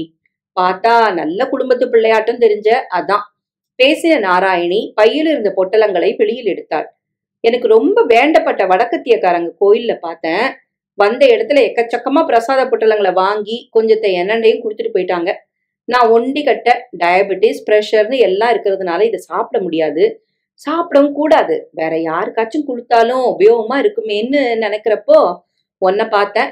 வீட்டுல தம்பி, தங்க, பெரியவங்க இருக்காங்கல்ல, எடுத்துட்டு போறியா? இப்படி கூப்பிட்டு கொடுக்கறதுக்காக தப்பா எடுத்துக்க மாட்டல்ல? மிகுந்த அன்புடன் பேசி பெரிய பிரசாத பொட்டலங்களை நீட்டவும் அந்த பையனின் கண்கள் எதிர்பாராத வரவை நினைத்து விரைந்தன. எதுக்குங்க இவ்வளோ வந்துமில்ல போயுமில்ல, புடி, சாமி பிரசாதம் வேணான்னு சொல்லாத. பையன் முகத்தில் இப்போது மகிழ்ச்சி நன்றாகவே வெளிச்சம் போட்டது. கடைசி சுத்துல இருக்கேங்க, முடிச்சுட்டு வந்து வாங்கிக்கிறேன். 5 நிமிஷம் எனக்காக காத்துட்டு இருப்பீங்களா? நாராயணி புன்னகைத்தாள். 5 நிமிஷம் என்ன தம்பி, 15 நிமிஷம் கூட காத்திருக்கிறேன், நீ நிதானமா சுத்திட்டு வா. அடுத்த சில நிமிடங்களில் மூச்சிறைக்க அவன் வந்து நிற்க, உட்கார் தம்பி என்றாள் நாராயணி பரிவுடன். உன் பேர் என்ன? மணவாளன். நல்ல பேரு. வீடு கிட்டத்திலையா? குடும்பம் பெருசா? அப்பா என்ன பண்றாரு? அவன் விவரங்களை தயங்காமல் சொன்னதும் அப்போதுதான் நினைப்பு வந்தா மாதிரி நாராயணி கையை உதறினாள். அம்மாவை பத்தி நீ பேசினதும் எனக்கு ஆஸ்பத்திரியில படுத்திருக்கிற கார்த்திகேயன் நினைப்பு வந்துருச்சு தம்பி. போன வாரம் மோட்டார் சைக்கிள் ஆக்சிடென்ட் ஆகி பெத்தவங்க புண்ணியம் பிழைச்சுக்கிட்டான். ஆனாலும் வலது கையில கட்டு போட்டிருக்கிறதுனால இன்னும் கொஞ்ச நாளைக்கு அவனால எழுத முடியாது. எங்க அம்மா லெட்டர் வராட்டி கவலைப்படுவாங்க. நான் வாரத்துக்கு 1 போடுறது வழக்கம்னு புலம்புனா. கவலைப்படாதடா, யாரையாவது விட்டு எழுத சொல்லி போஸ்ட் பண்ணிடுறேன்னு சொல்லிட்டு கோயிலுக்கு வந்தவ டெல்லி சிநேகிதங்களை பார்த்த அமக்களத்துல மறந்துட்டேன். என் கையெழுத்து அவ்வளோ நல்லா இருக்காது. உன்னால 2 கடிதாசி எழுதி தந்துட்டு போக முடியுமா தம்பி? நாளையாச்சுன்னா கிளம்பு. நான் வீட்டுக்கு போய் பக்கத்து வீட்டு பசங்களை விட்டு எழுத சொல்றேன். மணவாளன் தீவிரமாக மறுத்தான். 2 லெட்டர் எழுதுறது பெரிய விஷயமாம்மா, பேப்பர் வச்சிருக்கிறீங்களா? நானே எழுதி தந்துட்டு போறேன். கார்த்தியே இன்லண்ட் கடிதாசங்களை கொடுத்துருக்கான், அதுலயே எழுது. நாளைக்கு ஒன்னும் அடுத்த வாரம் ஒண்ணுமா போஸ்ட் பண்ணிட்டா கவலை விட்டுது. ஏதோ நம்மளால ஆன உபகாரம் என்ன தம்பி?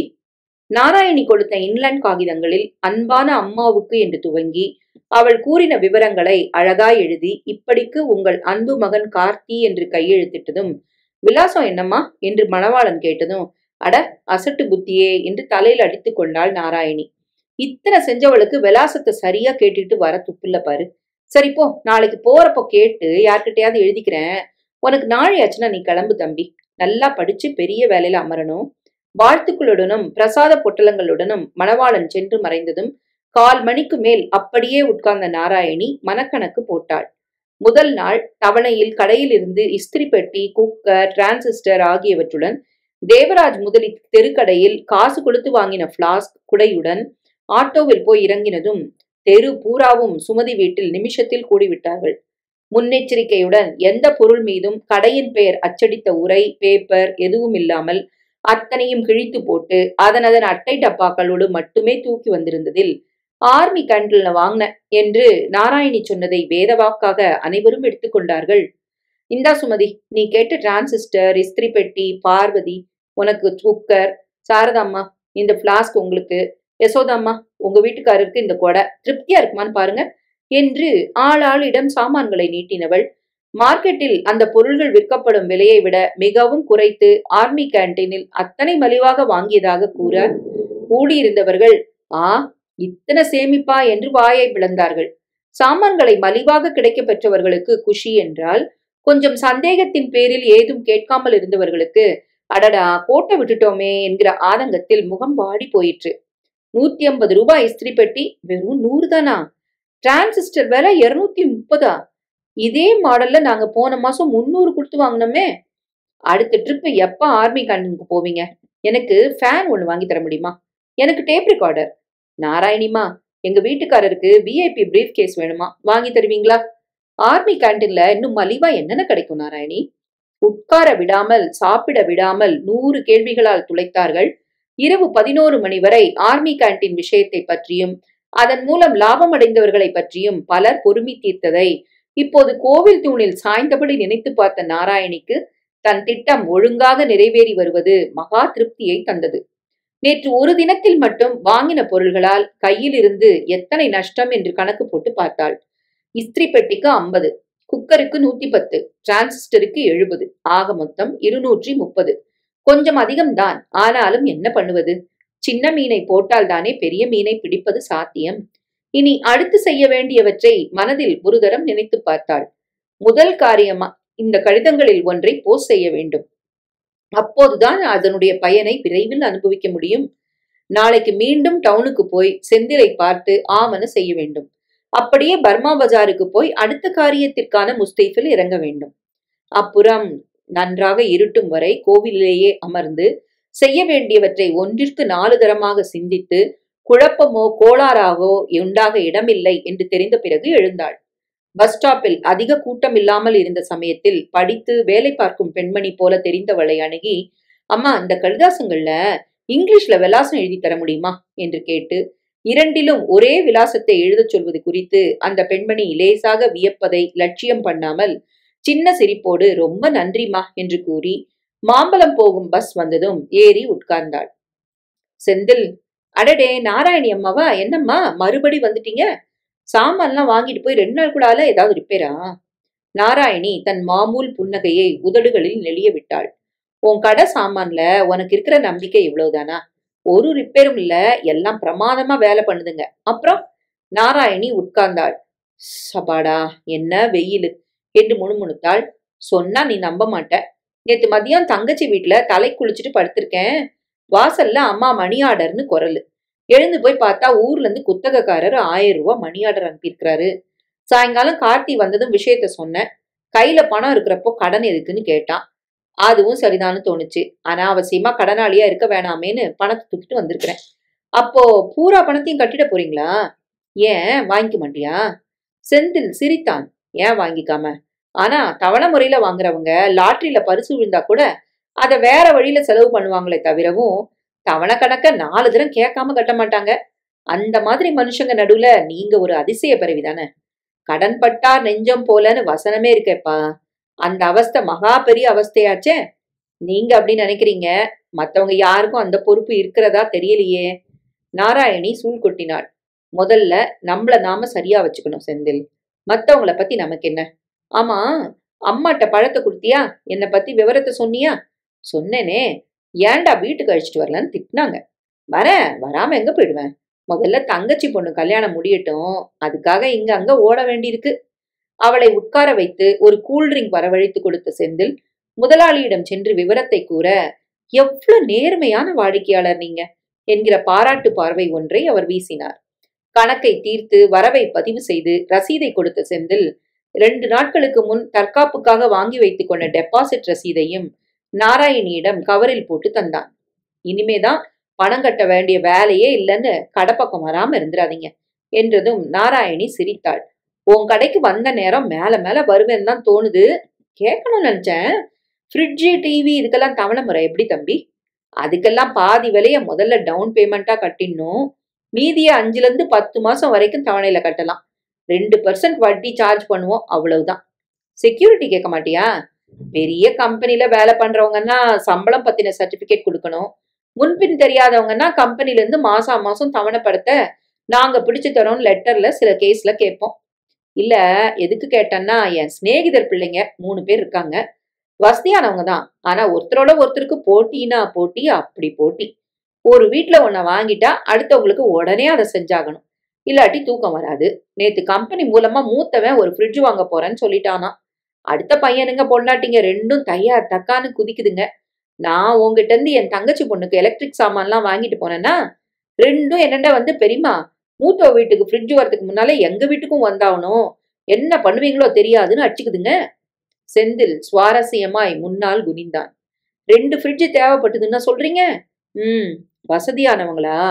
இல்லாம 2 பேருக்கும் சம்பளம் 2000 2500 குறைச்சல் இல்ல தம்பி. சம்பள சர்டிபிகேட் வாங்கி தருவீங்கல்ல? வேணும்னா தந்து தானே ஆகணும். அது முடியும். ஆனா நீ சொன்னியே கம்பெனில இருந்து அவங்களே தவணையை பிடிச்சு தரதா ஒரு லெட்டர். அத உடனே வாங்க தான் கஷ்டப்படும். முதல்ல சர்டிபிகேட்டை கொடுக்க சொல்லுங்க. பிற்பாடு 1 மாசம் பொறுத்து லெட்டரை வாங்கி தர நீங்க கேரண்டினா நான் முதலாளிட்ட பேசிடுறேன். நாராயணி யோசிக்கும் பாவனையில் நின்றாள். பிறகு பாப்போம், முதல்ல எங்க வீட்டு கல்யாணம் நல்லபடியா நடக்கட்டும் என்றவாறு எழ செந்திலுக்கு 2 ஃப்ரிட்ஜிற்கு சந்தர்ப்பம் நழுவிவிடக் கூடாதே என்கிற கவலை எழுந்தது. வாசல் வரியில் கூடவே வந்தவன், வேலையோட வேலையா இதையும் முடிச்சிருங்க, நான் வேணா உங்க வீட்டுக்கு ஒரு நட வரவா என்றதும் நாராயணி, வாயேன், ஆனா நான் வீட்டுல இருப்பேனாங்கிறது சந்தேகம். காஞ்சிபுரம் போறோம் சேலை எடுக்க. அடுத்த வாரம் முடிஞ்சா நான் வந்து விவரம் சொல்றேன், அப்புறமா நீ வா என்று கூறிவிட்டு விடை பெற்றாள்.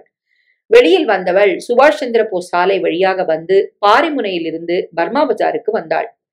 ஒரு பேனா 20 ரூபாய் வீதம் 4 வெளிநாட்டு பார்க்கர் ஜாட்டர் பேனாவுகளையும் 18 ரூபாய் கொடுத்து 2 டைகர் பாம் டப்பாக்களையும் 40 ரூபாய் கொடுத்து ஒரு ஜதை சிங்கப்பூர் செருப்பையும் வாங்கி கொண்டு பஸ் ஏறி மாம்பலம் டெர்மினஸ்க்கு வந்து அங்கிருந்து டாக்ஸி பிடித்து வீட்டுக்கு வந்த போது மணி 6:15. முக்கால்வாசி வீடுகளிலும் கணவன்மார்கள் ஆபீஸில் இருந்து திரும்பி இருந்தனர். புடவை தலைப்பால் முகத்தை துடைத்து சுமதி நீட்டிய காஃபியை வாங்கின நாராயணி கூடத்து நாற்காலியில் கையில் பேப்பருடன் அமர்ந்து அவளை நோக்கி புன்னகைத்து, என்னம்மா அலைச்சல் அதிகமா, களைச்சு திரியுறீங்களே என்ற புருஷோத்தமனை பதிலுக்கு ஏறிட்டு சிரித்தாள். அப்படி ஒண்ணும் இல்ல, டவுன்ல என் கொழுந்தனார் பிள்ளைய பார்க்க போன இடத்துல வசமா துபாய் தம்பி கிட்ட மாட்டிக்கிட்டேன். நாழி ஆயிடுச்சுன்னு அவன் தான் டாக்ஸில கொண்டு விட்டுட்டு போறான். இப்ப தம்பி ஊருக்கு வான்னு யாருமே எதிர்பார்க்கல. வழக்கமா சித்திரை வைகாசி மாசத்துலதான் வேலை விஷயமா வந்து 1 மாசம் தங்குவான். இந்த ட்ரிப் அதிசயமா இப்ப வந்தவன் என்ன பார்த்துட்டான். உன்னை பார்க்க பூனாவுக்கு வரணும்னு நினைச்சிட்டு இருந்தேன், இங்கே பார்த்துட்டேன். இந்த உனக்குன்னு நான் வாங்கிட்டு வந்த சாமானுங்கன்னு கொடுத்து அனுப்புனான். காஃபி டம்ளரை கீழே வைத்த நாராயணி பையில் இருந்த பொருள்களை வெளியில் எடுத்தாள். பேனா வேணுமா மாப்ள?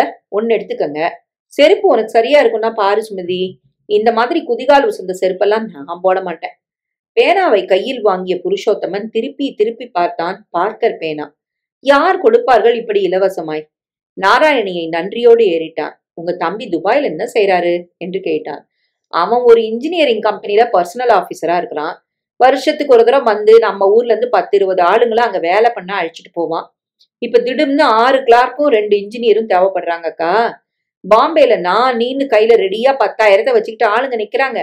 ஆனா எனக்கு தமிழ்நாட்டுல இருந்து தெரிஞ்சவங்களா தேர்ந்தெடுக்கணும்னு ஆசை. அதான் நேரம் இங்க வந்துட்டேன். வந்து 4 நாள் ஆச்சா, அதுக்குள்ள சேதி தெரிஞ்சு 30-35 பேர் அப்ளிகேஷனோட வந்துட்டாங்க.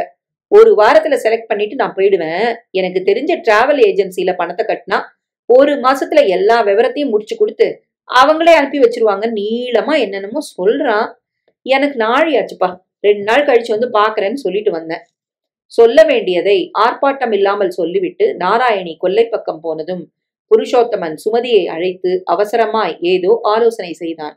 ஷர்ட்டை மாட்டிக்கொண்டு உடனடியாய் வெளியில் போனான். இரவு திரும்பி வருவதற்குள் அவன் மூலமாகவும் சுமதி மூலமாகவும் அந்த தெருவில் மட்டுமல்லாது மயிலாப்பூர், அண்ணா நகர் போன்ற இடங்களில் இருந்த ஒரு சிலருக்கும் டெலிபோன் வழியாக நாராயணியின் தம்பி துபாய்க்கு ஆள் எடுக்க வந்திருக்கிறார், கையில் 10,000 நாராயணி அம்மாளை பார்த்தால் சில அவர் சிபாரிசோடு வேலையில் சேர்வது சுலபம் என்கிற செய்தி காட்டு தீயாய் பரவி போனது. காலை 11 மணி அளவில் யசோதாவின் வீட்டில் ஊருக்கு புறப்படும் அவரது மூத்த பெண்ணுக்கு பலகாரம் பண்ண நாராயணி உதவி செய்து கொண்டிருக்கும் போது, உங்களுக்கு கடுதாசி வந்திருக்கு என்று இன்லேண்ட் லெட்டரை தூக்கி கொண்டு சுமதி வந்தாள். தேன்குழல் படியில் மாவை உருட்டி திணித்த நாராயணி முகத்தை திருப்பாமலேயே யார்டந்து என்று கேட்க, தபாலை இப்படியும் அப்படியும் திரும்பி பார்த்த சுமதி, தெரியல, ஃப்ரம் அட்ரஸ் எதுவும் இல்ல என்றாள். மாவை எண்ணெயில் பிழிந்த நாராயணி, பிரிச்சுதான் படியேன், யார் எழுதியிருக்காங்கன்னு தெரிஞ்சிரும் என சுமதி லெட்டரை பிரித்தாள். உறக்க படித்தாள். அன்புள்ள அம்மா அவர்களுக்கு கார்த்தி வணக்கத்துடன் எழுதி கொள்வது. இங்கு நான் நலம். அங்கு நீங்கள் சுமதி அக்கா வீட்டில் நலமாக இருக்கிறீர்கள் என்று கேட்க மகிழ்ச்சியாக இருக்கிறது. அக்கா, அத்தான், குழந்தைகள் அனைவரையும் நான் கேட்டதாக சொல்லுங்கள். நீங்க பரங்கிமலைக்கு சென்று என் நண்பன் பரத் மூலமாக ஆர்மி கேன்டீனில் சில சாமான்கள் மற்றவர்களுக்கு வாங்கி தந்ததை உங்கள் கடிதத்தில் குறிப்பிட்டிருந்தீர்கள். ஏதோ நம்மாலான உதவி. காசா பணமா ஒன்றும் இல்லை. முடிந்த வரையில் இந்த மாதிரி உதவிகளை நீங்கள் செய்வதில் எனக்கும் மகிழ்ச்சிதான். சேது அண்ணன் வீட்டில் ஃப்ரிட்ஜ் கேட்டதாகவும் வாங்கி தரலாமா என்று கேட்டிருந்தீர்கள். பரத் ஆர்மியில் மேஜர். அதனால் அவன் உதவியோடு 2-3 ஃப்ரிட்ஜ் கூட வாங்கலாம். தயக்கமே வேண்டாம். நான் ஏற்கனவே சொன்ன மாதிரி அடுத்தவர்களுக்கு நம்மால் முடிந்த உதவியை செய்வதில் சிரமம் பார்க்க கூடாது. சேது அண்ணனிடம் சம்பள சர்டிபிகேட் வாங்கி பரத்திடம் கொடுங்கள். கூடுமான வரையில் கூட்டமாக போகாமல் உங்கள் பாஸை உபயோகித்து தனியாக கேன்டீனுக்கு செல்லுங்கள். பஸ் பாஸ் இல்லாதவர்கள் ஆர்மி கேம்ப் உள்ளே வரக்கூடாது.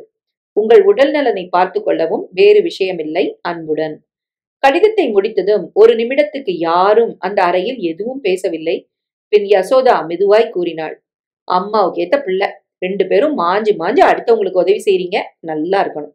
அக்காவுக்கு மூட்டை கட்டி உதவி கொண்டிருந்த சந்திரிகா, யசோதாவின் 2வது மகள், கைக்காரியத்தை நிறுத்திவிட்டு நாராயணியிடம் வந்தாள். ஃப்ரிட்ஜ் வாங்க உதவ சொல்லியிருக்காரே, யாருக்கு நாராயணிமா? என் கொழுந்தனார் பிள்ளை சேதுராமனுக்கு தான். என்ன சைஸு, என்ன விலை? அவன் என்கிட்ட ஏற்கனவே சொல்லியிருந்ததுனால ஆர்மி கேன்டீனுக்கு போனப்போ பரத் கிட்ட விசாரிச்சேன்.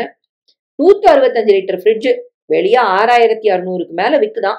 அவன் 1000 ரூபாய் குறைச்சி சுமாரா 5500க்கு வாங்கி தரேன்னா. 1000 ரூபாய் மலிவா? கண்ணகல வினவிய சந்திரிகா ஒரு பக்கமாய் நின்று நகத்தை கடித்தபடி யோசித்தாள். அவள் கணவன் வேலை பார்க்கும் கம்பெனியில் தீபாவளி போனஸை போன வாரம் முன்கூட்டியே கொடுத்திருக்கிறார்கள். நடுத்தர சைஸ் ஃப்ரிட்ஜ் ஒன்றும் பெட் கிரைண்டர் ஒன்றும் வாங்க திட்டம். ஆனால் கிட்டத்தட்ட 5000 ரூபாய் கொடுத்து மேஜை மாதிரி சின்ன சைஸ் ஃப்ரிட்ஜை வாங்குவதை விட கூட 500 கொடுத்தால் நாராயணியம்மா மூலம் பெருசை வாங்கி விடுவது நல்லதில்லையா? சந்திரிகா இருப்பது கூட்டு குடும்பத்தில். பெரிய சைஸ் ஃப்ரிட்ஜ் எல்லா வகையிலும் உபயோகமாகவே இருக்கும். 1000 ரூபாய் ஆதாயம் என்றால் மாமியாரோ கணவனோ எந்த ஆட்சேபனையும் சொல்ல மாட்டார்கள் நிச்சயம். ஒரு முடிவுக்கு வந்துவிட்ட சந்திரிகா நாராயணியின் அருகில் வந்தாள். குழைந்த குரலில் பேசினாள். உங்க பிள்ளைதான் 2-3 ஃப்ரிட்ஜ் கூட வாங்கலான்னு சொல்லியிருக்கிறாரே, எனக்கு ஒரு பெரிய சைஸ் ஃப்ரிட்ஜ் வாங்கி கொடுங்களேன் பிளீஸ். நாராயணி திடுக்கிட்ட மாதிரி விழித்தாள். அம்மாடி, என்ன சந்திரிகா திடும்னு அத்தனாம் பெருசாவா கேக்குற? உங்க வீட்டுல கேட்க வேண்டாமா? வேணாம். உங்களை பத்தி 10 நாளா நானும் அம்மாவும் ஓயாம சொல்லியிருக்கிறோம். நீங்க ஆர்மி கேன்டீன்ல இருந்து 1000 ரூபாய் மலிவா வாங்கி தரீங்கன்னா சந்தோஷப்படுவாங்களே தவிர வேற எதுவும் சொல்ல மாட்டாங்க. போனஸ் பணத்துல நாங்களே ஒரு ஃப்ரிட்ஜ் வாங்குறதா தான் இருக்கோம். பிளீஸ் நாராயணிமா, மாட்டேன்னு சொல்லிடாதீங்க. நாராயணி அழகாய் புன்னகைத்தாள். இதுக்கு எதுக்குமா இத்தனை பிளீஸ்? என் பணம் போட்டா வாங்க போறேன். அது சரி, ஆர்மி கேன்டீன்ல பொருள் வாங்கறதுக்கு முன்னால ரொக்கமா கொடுக்கணுமே, முடியுமா? தவிர கார்த்தி எழுதியிருக்கிற மாதிரி உன் புருஷன் கம்பெனில இருந்து சம்பள சர்டிபிகேட் வேணும், இந்த மாதிரி இன்னார் இன்ன சம்பளத்துல எங்க கிட்ட வேலை பாக்குறாருன்னு தெரிவிக்கிற மாதிரி கம்பெனி லெட்டர் வேணுமே. அதுக்கு என்ன, நாளைக்கே வாங்கிட்டு வர சொல்லிட்டு போனஸ் பணத்தையும் சாயங்காலம் உங்ககிட்ட கொண்டு வந்து கொடுத்துடுறேன். உற்சாகத்துடன் பேசியவளை நாராயணி தடுத்தாள். இரு, நீ பாட்டுக்கு பணத்தோட வந்து நிக்காத. இன்னைக்கு தேதி என்ன? 27ஆ? 1ஆம் தேதிக்கு மேலதான் புது ஸ்டாக் வரும்னு பரத் சொன்னான். அவங்கிட்ட கேட்டுக்கிட்டு அப்புறமா உங்ககிட்ட பணத்தை வாங்கிக்கிறேன். அது வரைக்கும் உன் பணம் ஒன்னண்டே இருக்கட்டும். பண விஷயம் ஜாக்கிரதையா இருக்கணும். என்ன நான் சொல்றது? அன்று மாலைக்குள் நாராயணி ஃப்ரிட்ஜ் 1000 ரூபாய் குறைவாக சந்திரிகாவுக்கு வாங்கி கொடுக்க போவது வெளியே தெரிய, இரவு 8 மணி சுமாருக்கு பார்வதியின் கணவர் ஏகாம்பரம் அசட்டு சிரிப்போடு நாராயணியை தேடிக்கொண்டு வந்தார். என் அதிகாரி சச்சிதானந்தம் மகாலிங்கபுரத்துல இருக்கிறாரு. நீங்க என் ஒய்ஃபுக்கு குக்கர் மலிவா வாங்கி கொடுத்த விஷயத்த அவர்கிட்ட சொன்னேன். என் மனைவி ரொம்ப நாளா பழைய ஃப்ரிட்ஜை கொடுத்துட்டு புதுசா பெரிய சைஸ்ல வாங்கணும்னு சொல்லிக்கிட்டு இருக்கா. முடிஞ்சா அந்த அம்மா கிட்ட சொல்லி வாங்கித்தாங்கன்னு சொன்னாரு. கொஞ்சம் பெரிய மனசு பண்ணி உதவி செஞ்சீங்கன்னா எனக்கு ப்ரமோஷன் சுலபமா கிடைக்கும். பணத்தை பத்தி கவலை இல்ல. நீங்க எப்ப கேக்குறீங்களோ டான்னு முழு தொகையும் கொடுத்துடலாம். தயவு பண்ணணும். அவரை ஏமாற்றாமல் கட்டாயம் அவர் அதிகாரிக்கு வாங்கி தருவதாக நாராயணி வாக்கு கொடுத்ததுடன் பணத்துடன் சம்பள சர்டிபிகேட்டும் அவசியம் தர வேண்டும். ஆர்மி கேன்டீனில் பொருளை சப்ளை பண்ணுவதற்கு முன்னால் அவர்கள் ஃபைலில் வைத்துக் கொள்ள அந்த விவரம் தேவைப்படுகிறது என்றும் கூறி அனுப்பி வைத்தாள். அன்றிரவு படுக்க போகும்போது எல்லாம் நினைத்ததற்கு மேலாய் சுலபமாய் நடப்பதை எண்ணி ஹா ஹா வென்று இதயம் குதி போடுவதை நாராயணியால் நன்றாக உணர முடிந்தது. விளக்கை அணைக்கும் முன் யாரும் அருகில் இல்லாத நிமிஷத்தில் சங்கிலியையும் கை வளையல்களையும் அவிழ்த்து கவரிங் நன்றாக இருக்கிறதா இல்லை விழுக்க துவங்கி விட்டதா என்று ஊன்றி பார்த்தாள். இல்லை, பளபளப்பு இன்னும் குறையாமல் நன்றாகவே இருந்தது.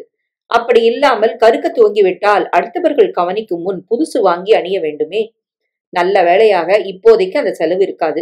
மிஞ்சி போனால் இன்னும் 1 வாரம், அப்புறம் அடுத்த ஊரை பார்க்க கிளம்பி விடலாம்.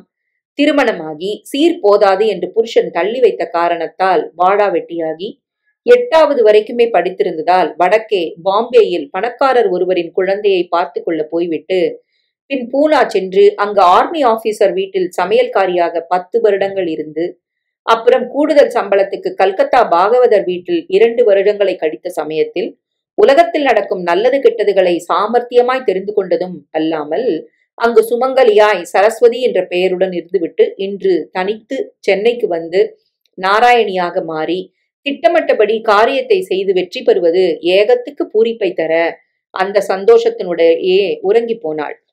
காலையில் நாராயணி நரிமுகத்தில் தான் கண் விழித்திருக்க வேண்டும். 7 மணி இருக்கும். வாசலில் புருஷோத்தமன் என்கிற குரல்.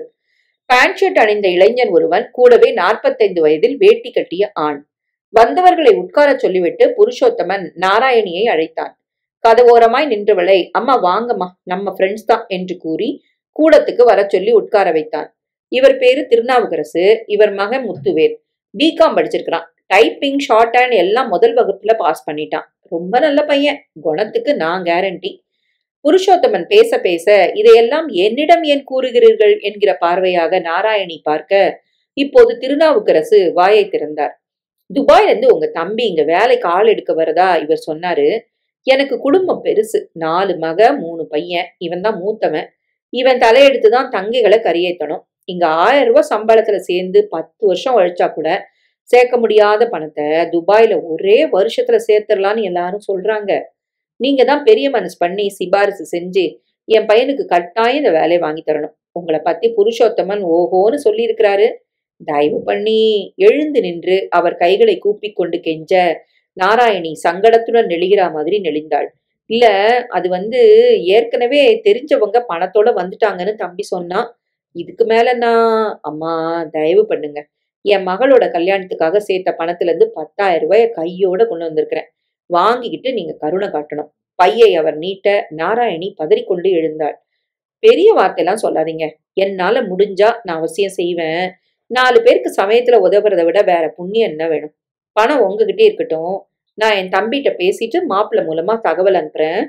வந்தவர்கள் நன்றியை கலங்கின கண்களில் வெளிப்படுத்தியபடி நகர அன்று பிற்பகல் சாரதாவின் பெண் வயிற்று பேரன் இன்ஜினியர் பட்டதாரியும் அவன் நண்பனும் தங்களையும் எப்படியாவது துபாய்க்கு அனுப்பிவிட ஏற்பாடு செய்ய சொல்லி நாராயணியின் காலில் விழாத குறையாக கெஞ்சிவிட்டு போனார்கள். இரவுக்குள் நாராயணி இதுவரையில் சந்தித்திராத 2 நபர்கள் ராமசாமி மூலமாய் விஷயத்தை கேள்விப்பட்டதாக சொல்லி வந்து நின்று, தாங்கள் கஷ்டப்படும் குடும்பத்தை சேர்ந்தவர்கள் 10,000 ஒட்டுமொத்தமாய் தர முடியாது, 2 தவணைகளில் சத்தியமாய் தந்து விடுவதாக நாராயணியின் முன் நின்று அழுது வேண்டினார்கள். மொத்தத்தில் அந்த வாரம் முடிந்து திங்களன்று செந்திலை சந்திக்க வேண்டி டவுனுக்கு போக நாராயணி பஸ் ஏறிய போது துபாய்க்கு செல்ல பணத்தோடு ஆட்கள் கியூவில் நின்றதில் இப்படி அப்படி வார்த்தைகளால் வர்ணிக்க முடியாத மகிழ்ச்சியோடு அவள் இருந்தது நிஜம். சம்பள சர்டிபிகேட்டும் ஃப்ரிட்ஜ் விலையில பாதி பணமும் கொடுத்துட்றேன். நீ என்னெல்லாம் செக் பண்ணிக்கணுமோ செஞ்சுக்கிட்டு நான் சொல்ற விலாசங்களுக்கு ஃப்ரிட்ஜ் அனுப்பிடு. ஆனா நான் ஏற்கனவே சொன்ன மாதிரி அண்ணன் தம்பிங்களுக்குள்ளார ஏக கசமுசா. அதனால எந்த விவரத்தையும் பேசாம இறக்கினமா கையெழுத்து வாங்கினமா நீ வந்துடணும். இல்லாட்டி குடும்பத்துல பெரிய தகராறாயிடும். அது மாதிரினா எனக்கு இந்த வம்பும் வேண்டாம், ஃப்ரிட்ஜும் வேண்டான்னு நான் கிளம்பிடுறேன். அவள் இஷ்டப்படி நடப்பதாக செந்தில் கூற அன்று மதியமே சந்திரிகாவின் புருஷனும் ஏகாம்பரத்தின் அதிகாரி சச்சிதானந்தமும் கொடுத்த சம்பள விவர அத்தாட்சி, ஃப்ரிட்ஜுக்கான பணத்தை ஒழுங்காக கட்ட நான் சம்மதிக்கிறேன் என்கிற வாசகத்துடன் சம்பந்தப்பட்டவர்களின் கையெழுத்து கொண்ட கடிதங்களுடனும் அவர்கள் தந்த முழு பணத்துடனும் நாராயணி செந்திலை சந்தித்தாள். எல்லாம் சரி, ஆனா எங்க கடை ஃபாரங்கள்ல அவங்க கையெழுத்து போடணுமேமா என்று செந்தில் சொன்ன போது, அதுக்கு என்ன 4 நாள்ல நானே அவங்களை கூட்டு வந்து போட வைக்கிறேன். என்ன இப்போ ஒருத்தருக்கு காய்ச்சல், இன்னொருத்தர் வேலை விஷயமா டூர் போயிருக்கிறாரு. ஒரு வாரத்துக்குள்ள கையெழுத்து போட நானே அழைச்சிட்டு வரேன். அப்புறம் என்ன? நாராயணி அடித்து பேசின பேச்சாலும், ஏற்கனவே வாங்கின சாமான்களுக்கு எதிர்பார்க்காத விதத்தில் பைசா பாக்கி இல்லாமல் பைசல் பண்ணிவிட்டதாலும், அவளுடைய டெபாசிட் ரசீதை முன்பு பார்த்திருந்ததாலும், முதலாளி சரியென்று கூற வாடகை டெம்போவில் மகாலிங்கபுரத்தில் ஒரு ஃப்ரிட்ஜையும் நந்தனத்தில் இன்னொன்றையும் செந்தில் தானே கொண்டு இறக்கினான். பணம், அத்தாட்சி கடிதங்கள் வாங்க 2 இடங்களுக்கும் போன சமயத்தில் ஆர்மி கேண்டீன்ல இருந்து வாங்கின விவரம் அனாவசியமா யாருக்கும் தெரியக்கூடாது.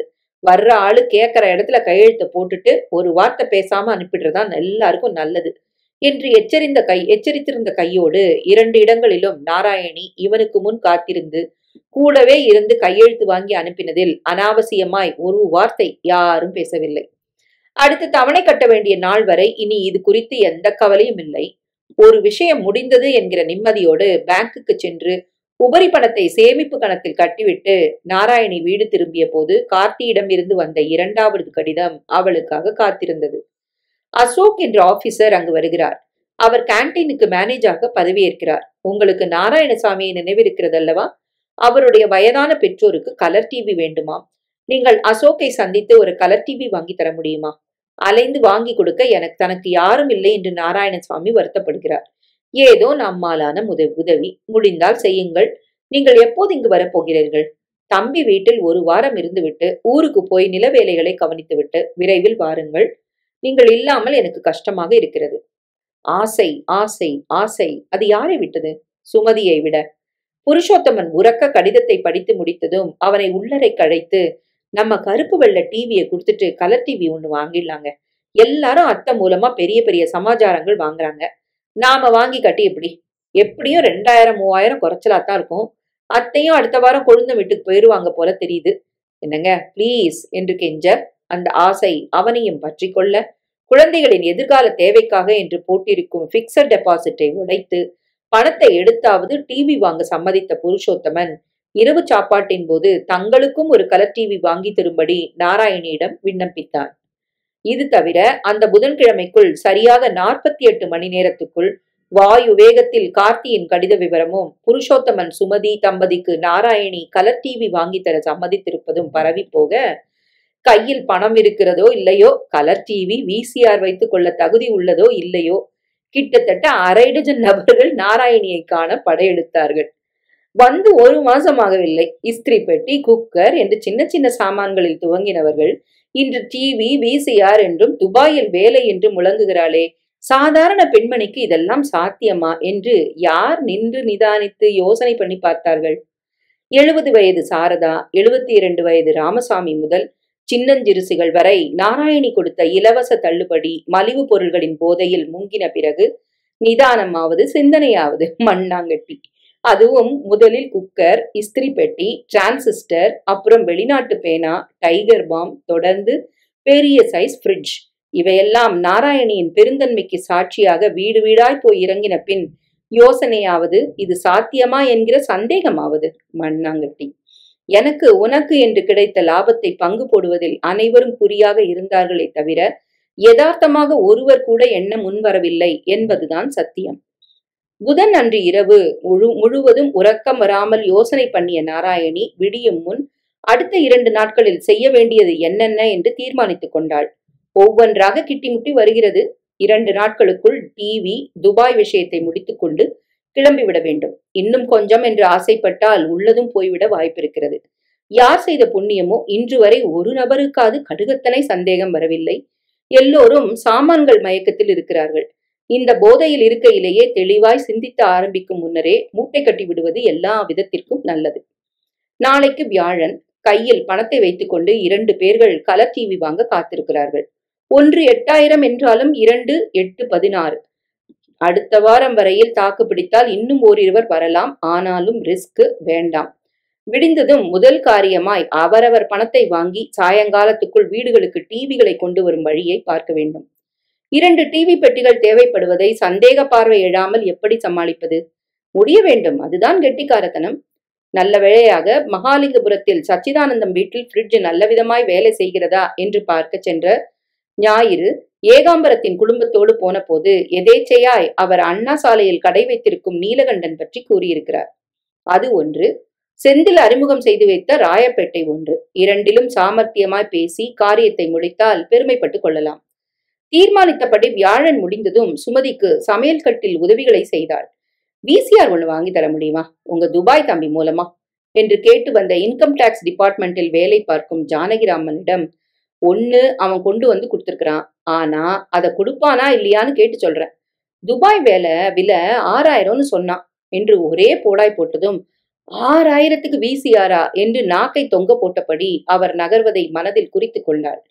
துபாய் வேலைக்கு பணத்தோடு வர வேண்டும் என்று வந்த முத்துவேலிடம் நாளைக்கு 10 மணிக்குள்ள வந்துரு, 10:30க்கு மேல ராகுகாலம் என்று கூறி அனுப்பினாள். அரை நாள் லீவு போட்டுவிட்டு பேங்குக்கு சென்று 8000 பணத்தோடு வந்த புருஷோத்தமனை டிவி வேண்டுமென்று கூறின மற்றவர் வீட்டுக்கும் அனுப்பி பணத்தையும் சர்டிபிகேட்டுகளையும் வாங்கி வரச் சொன்னாள்.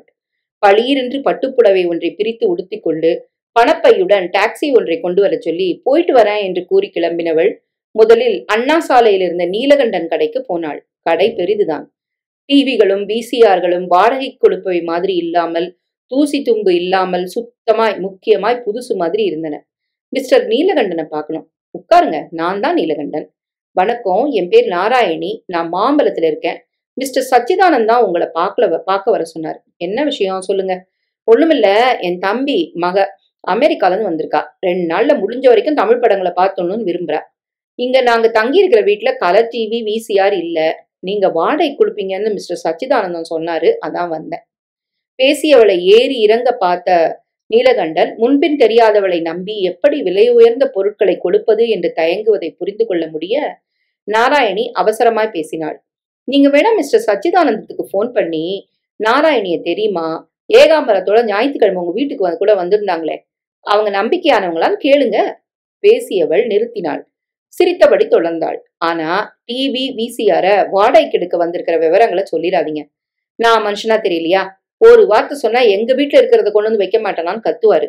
எங்க வீட்டுக்காரர் உசுரோட இருந்த வரைக்கும் யார்கிட்டையும் இலவசமா எதையும் வாங்க கூடாதுங்கிறதுல கராரா இருந்தாரு. பணம் பொருள் தானே பாதி சமயங்கள்ல உறவு கெட காரணமா இருக்கு என்றவள் பேசியவாறு பைக்குள் எதையோ தேடும் பாவனையில் கட்டாய் பணத்தை எடுத்து மேஜை மேல் வைத்துவிட்டு மீண்டும் உள்ளே போட்டாள். பணக்கட்டுகளை நீலகண்டன் பார்த்ததை கவனித்தவள் தன் புன்னகையுடன், புனா வீட்டுல ரூமுக்கு ரூம் டிவி இருக்கு, அதுக்காக வந்த இடத்துக்கு தூக்கிட்டு வர முடியுமா என்ன என நீலகண்டன் மறு பேச்சில்லாமல் சச்சிதானந்தை போனில் அழைத்தார். நீலு பேசுறேன், சௌக்கியமா?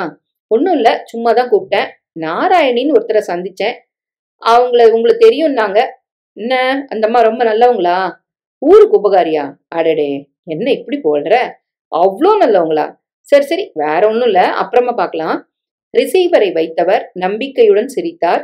சிப்பந்தியை அழைத்து புது கலர் டிவி விசிஆர் 2ஐயும் எடுத்து வர சொன்னார். அட்டடப்பால போட்டு பேக் பண்ணிடுங்க, டாக்ஸில எடுத்துட்டு போறப்போ ஏகத்துக்கு குலுங்கி ஏதாவது ஆயிட போகுது. 2 நாளுக்கு பதிலா 3 நாளைக்கு வாடகை கட்டி 1 நாள் முன்னால திருப்பி தந்தா அப்போ உபரி பணத்தை வாங்கிக்கிறேன். உங்க பொருள் என்கிட்ட இருக்கிறப்போ என் சில்லற பணம் உங்ககிட்ட இருக்கக்கூடாதா என்றவள் கடைப்பையன் சாமான்களுடன் டாக்ஸியில் கிளம்பினாள். சாந்தி தியேட்டர் அருகில் வரும்போது அதன் வாசல் நின்றிருந்த சிவாஜி கட் அவுட்டை கடைப்பையன் ஏக்கத்துடன் பார்ப்பதை புரிந்து கொண்ட நாராயணி மின்னல் வேகத்தில் சிந்தித்து அவனிடம் பேச்சு கொடுத்தாள். சிவாஜி படம்னா பிடிக்குமாக்கும். பையன் கண்களில் வெளிச்சம் போட தலையசைத்தான். இந்த படத்தை பார்த்துட்டியா? எங்கெங்க டிக்கெட்டே பிளாக்ல விக்குது. நாராயணி கண்களை பொய்யாக துடைத்துக் கொண்டாள். உன் வயசுல எனக்கும் பையன் இருந்தான், மோட்டார் ஆக்சிடென்ட்ல திடுன்னு போயிட்டான். அவனுக்கும் சிவாஜி படம்னா உசுறு. என் தம்பி, நீ இதை பாக்குறியா? நான் காசு தரேன். ஐயோ, உங்க வீட்டுல இதை கொண்டு வந்து கிட்ட இறக்கலனா முதலாளி திட்டுவாருங்க. தெரிஞ்சாதானே? நான் ஒன்னும் சொல்ல மாட்டேன். நீ சனிக்கிழமை சாயங்காலம் முதலாளி கொடுத்த அட்ரஸ்க்கு வந்துரு. 2 பேருமா சேர்ந்து திருப்பி கொண்டு வந்துடலாம். இந்தா பணம். டிரைவர், வண்டி நிறுத்துங்க. தம்பி இறங்கிக்கிட்டேன். இன்னைக்கு இவன் படம் பார்த்தா செத்து போன என் மகன் பார்த்துதான் நினைச்சு சந்தோஷப்பட்டுக்குவேன். 50 ரூபாய் நோட்டுடன் பையன் வேகமாய் ஓட நாராயணி ராயப்பேட்டையில் இருந்த காதர் கடைக்கு வண்டியை விட சொன்னாள். அடுத்த வீட்டுக்காரங்க டிவியை ரிப்பேர் கொடுத்துருக்காங்களாம், முடிஞ்சா வாங்கிட்டு வாங்கன்னு சொன்னாங்க. இந்த சாமான்கள் பத்திரம் இதோ வந்துடுறேன் என்று கூறி உள்ளே போய் செந்திலின் பெயரை சொல்லி அவனது முதலாளியிடம் போனில் பேச செய்து, நாராயணி அம்மாவா ரொம்ப நல்லவங்க, எனக்கு ரொம்ப வேண்டப்பட்டவங்க, கேட்கறத தயங்காம வாடகை கொடுங்க என்று அவனை கூற வைத்து நம்பிக்கையை உண்டாக்கினாள். வீட்டுல கலர் டிவி ரிப்பேரு, ஊர்ல இருந்து உறவுக்காரங்க வந்திருக்கிறாங்க. 2 நாளைக்கு கலர் டிவி தேவைப்படுது என்று கூறிவிட்டு புன்னகைத்து கட்டு பணத்தை காட்டி முதலாளியின் மதிப்பை பெற்று கூடுதலாய் வாடகை பணம் கட்டி பெட்டியில் வைத்து பேக் செய்து அதையும் வண்டியில் கொண்டு வைக்கச் செய்தாள். வீட்டு வாசலில் சாமான்களை இறக்கினவள் மீட்டருக்கு மேல் 20 ரூபாய் போட்டு கொடுத்து டிரைவரை திருப்தியுடன் அனுப்பினாள். 2 கலர் டிவிகளை புருஷோத்தமனுக்கும் வடிவேலுவுக்கும் கொடுத்தாள். உனக்கு அதிர்ஷ்டம் தான் தம்பி. சேதுராமன் வாங்கிட்டு வந்ததை உனக்குன்னு கொடுத்துட்டான். 6200 விலை. நாளைக்கு துபாய் வேலைக்காக பசங்களை இன்டர்வியூ பண்ண கூட்டிட்டு வரப்போ பணத்தை கொண்டு தந்துரு என்று ஜானகிராமனை அழைத்து வர சொல்லி VCRஐ கொடுத்த பின் மறுநாள் நடக்க போகும் கிளைமேக்ஸ் நல்ல விதமாய் நடக்க வேண்டுமே என்கிற லேசான கவலையுடன் சுமதி தந்த காஃபியை குடித்துவிட்டு காலை நீட்டி படுத்தாள். வெள்ளிக்கிழமை முகூர்த்த நாள். தம்பி வர சொல்லியிருக்கிறான். காலையில ராவு காலத்துக்கு முன்னால பணத்தோட வாங்க, நாம ஒன்னா போய் என் தம்பியை பார்த்துட்டு வருவோம் என்று முதல் நாள் கூறியிருந்தபடி துபாயில் வேலை கேட்ட நபர்கள் பணம், டிப்டாப் டிரெஸ், தேவையான சான்றிதழ்களுடன் வந்து சேர 2 டாக்ஸிகளில் எல்லோருமாக நகரின் மத்தியில் இருந்த ஒரு நட்சத்திர ஹோட்டலுக்கு போனார்கள். தள்ளி இருந்த வரவேற்பு கூடத்தில் அவர்களை அமரச் சொல்லி முன்கூட்டியே கைப்பெட்டி ஒன்றில் பணத்தை அடுக்கி வைத்திருந்ததை மட்டும் எடுத்துக்கொண்டு லிப்டுக்காக காத்திருந்து வந்ததும் மேலே ஏறி போனாள் நாராயணி.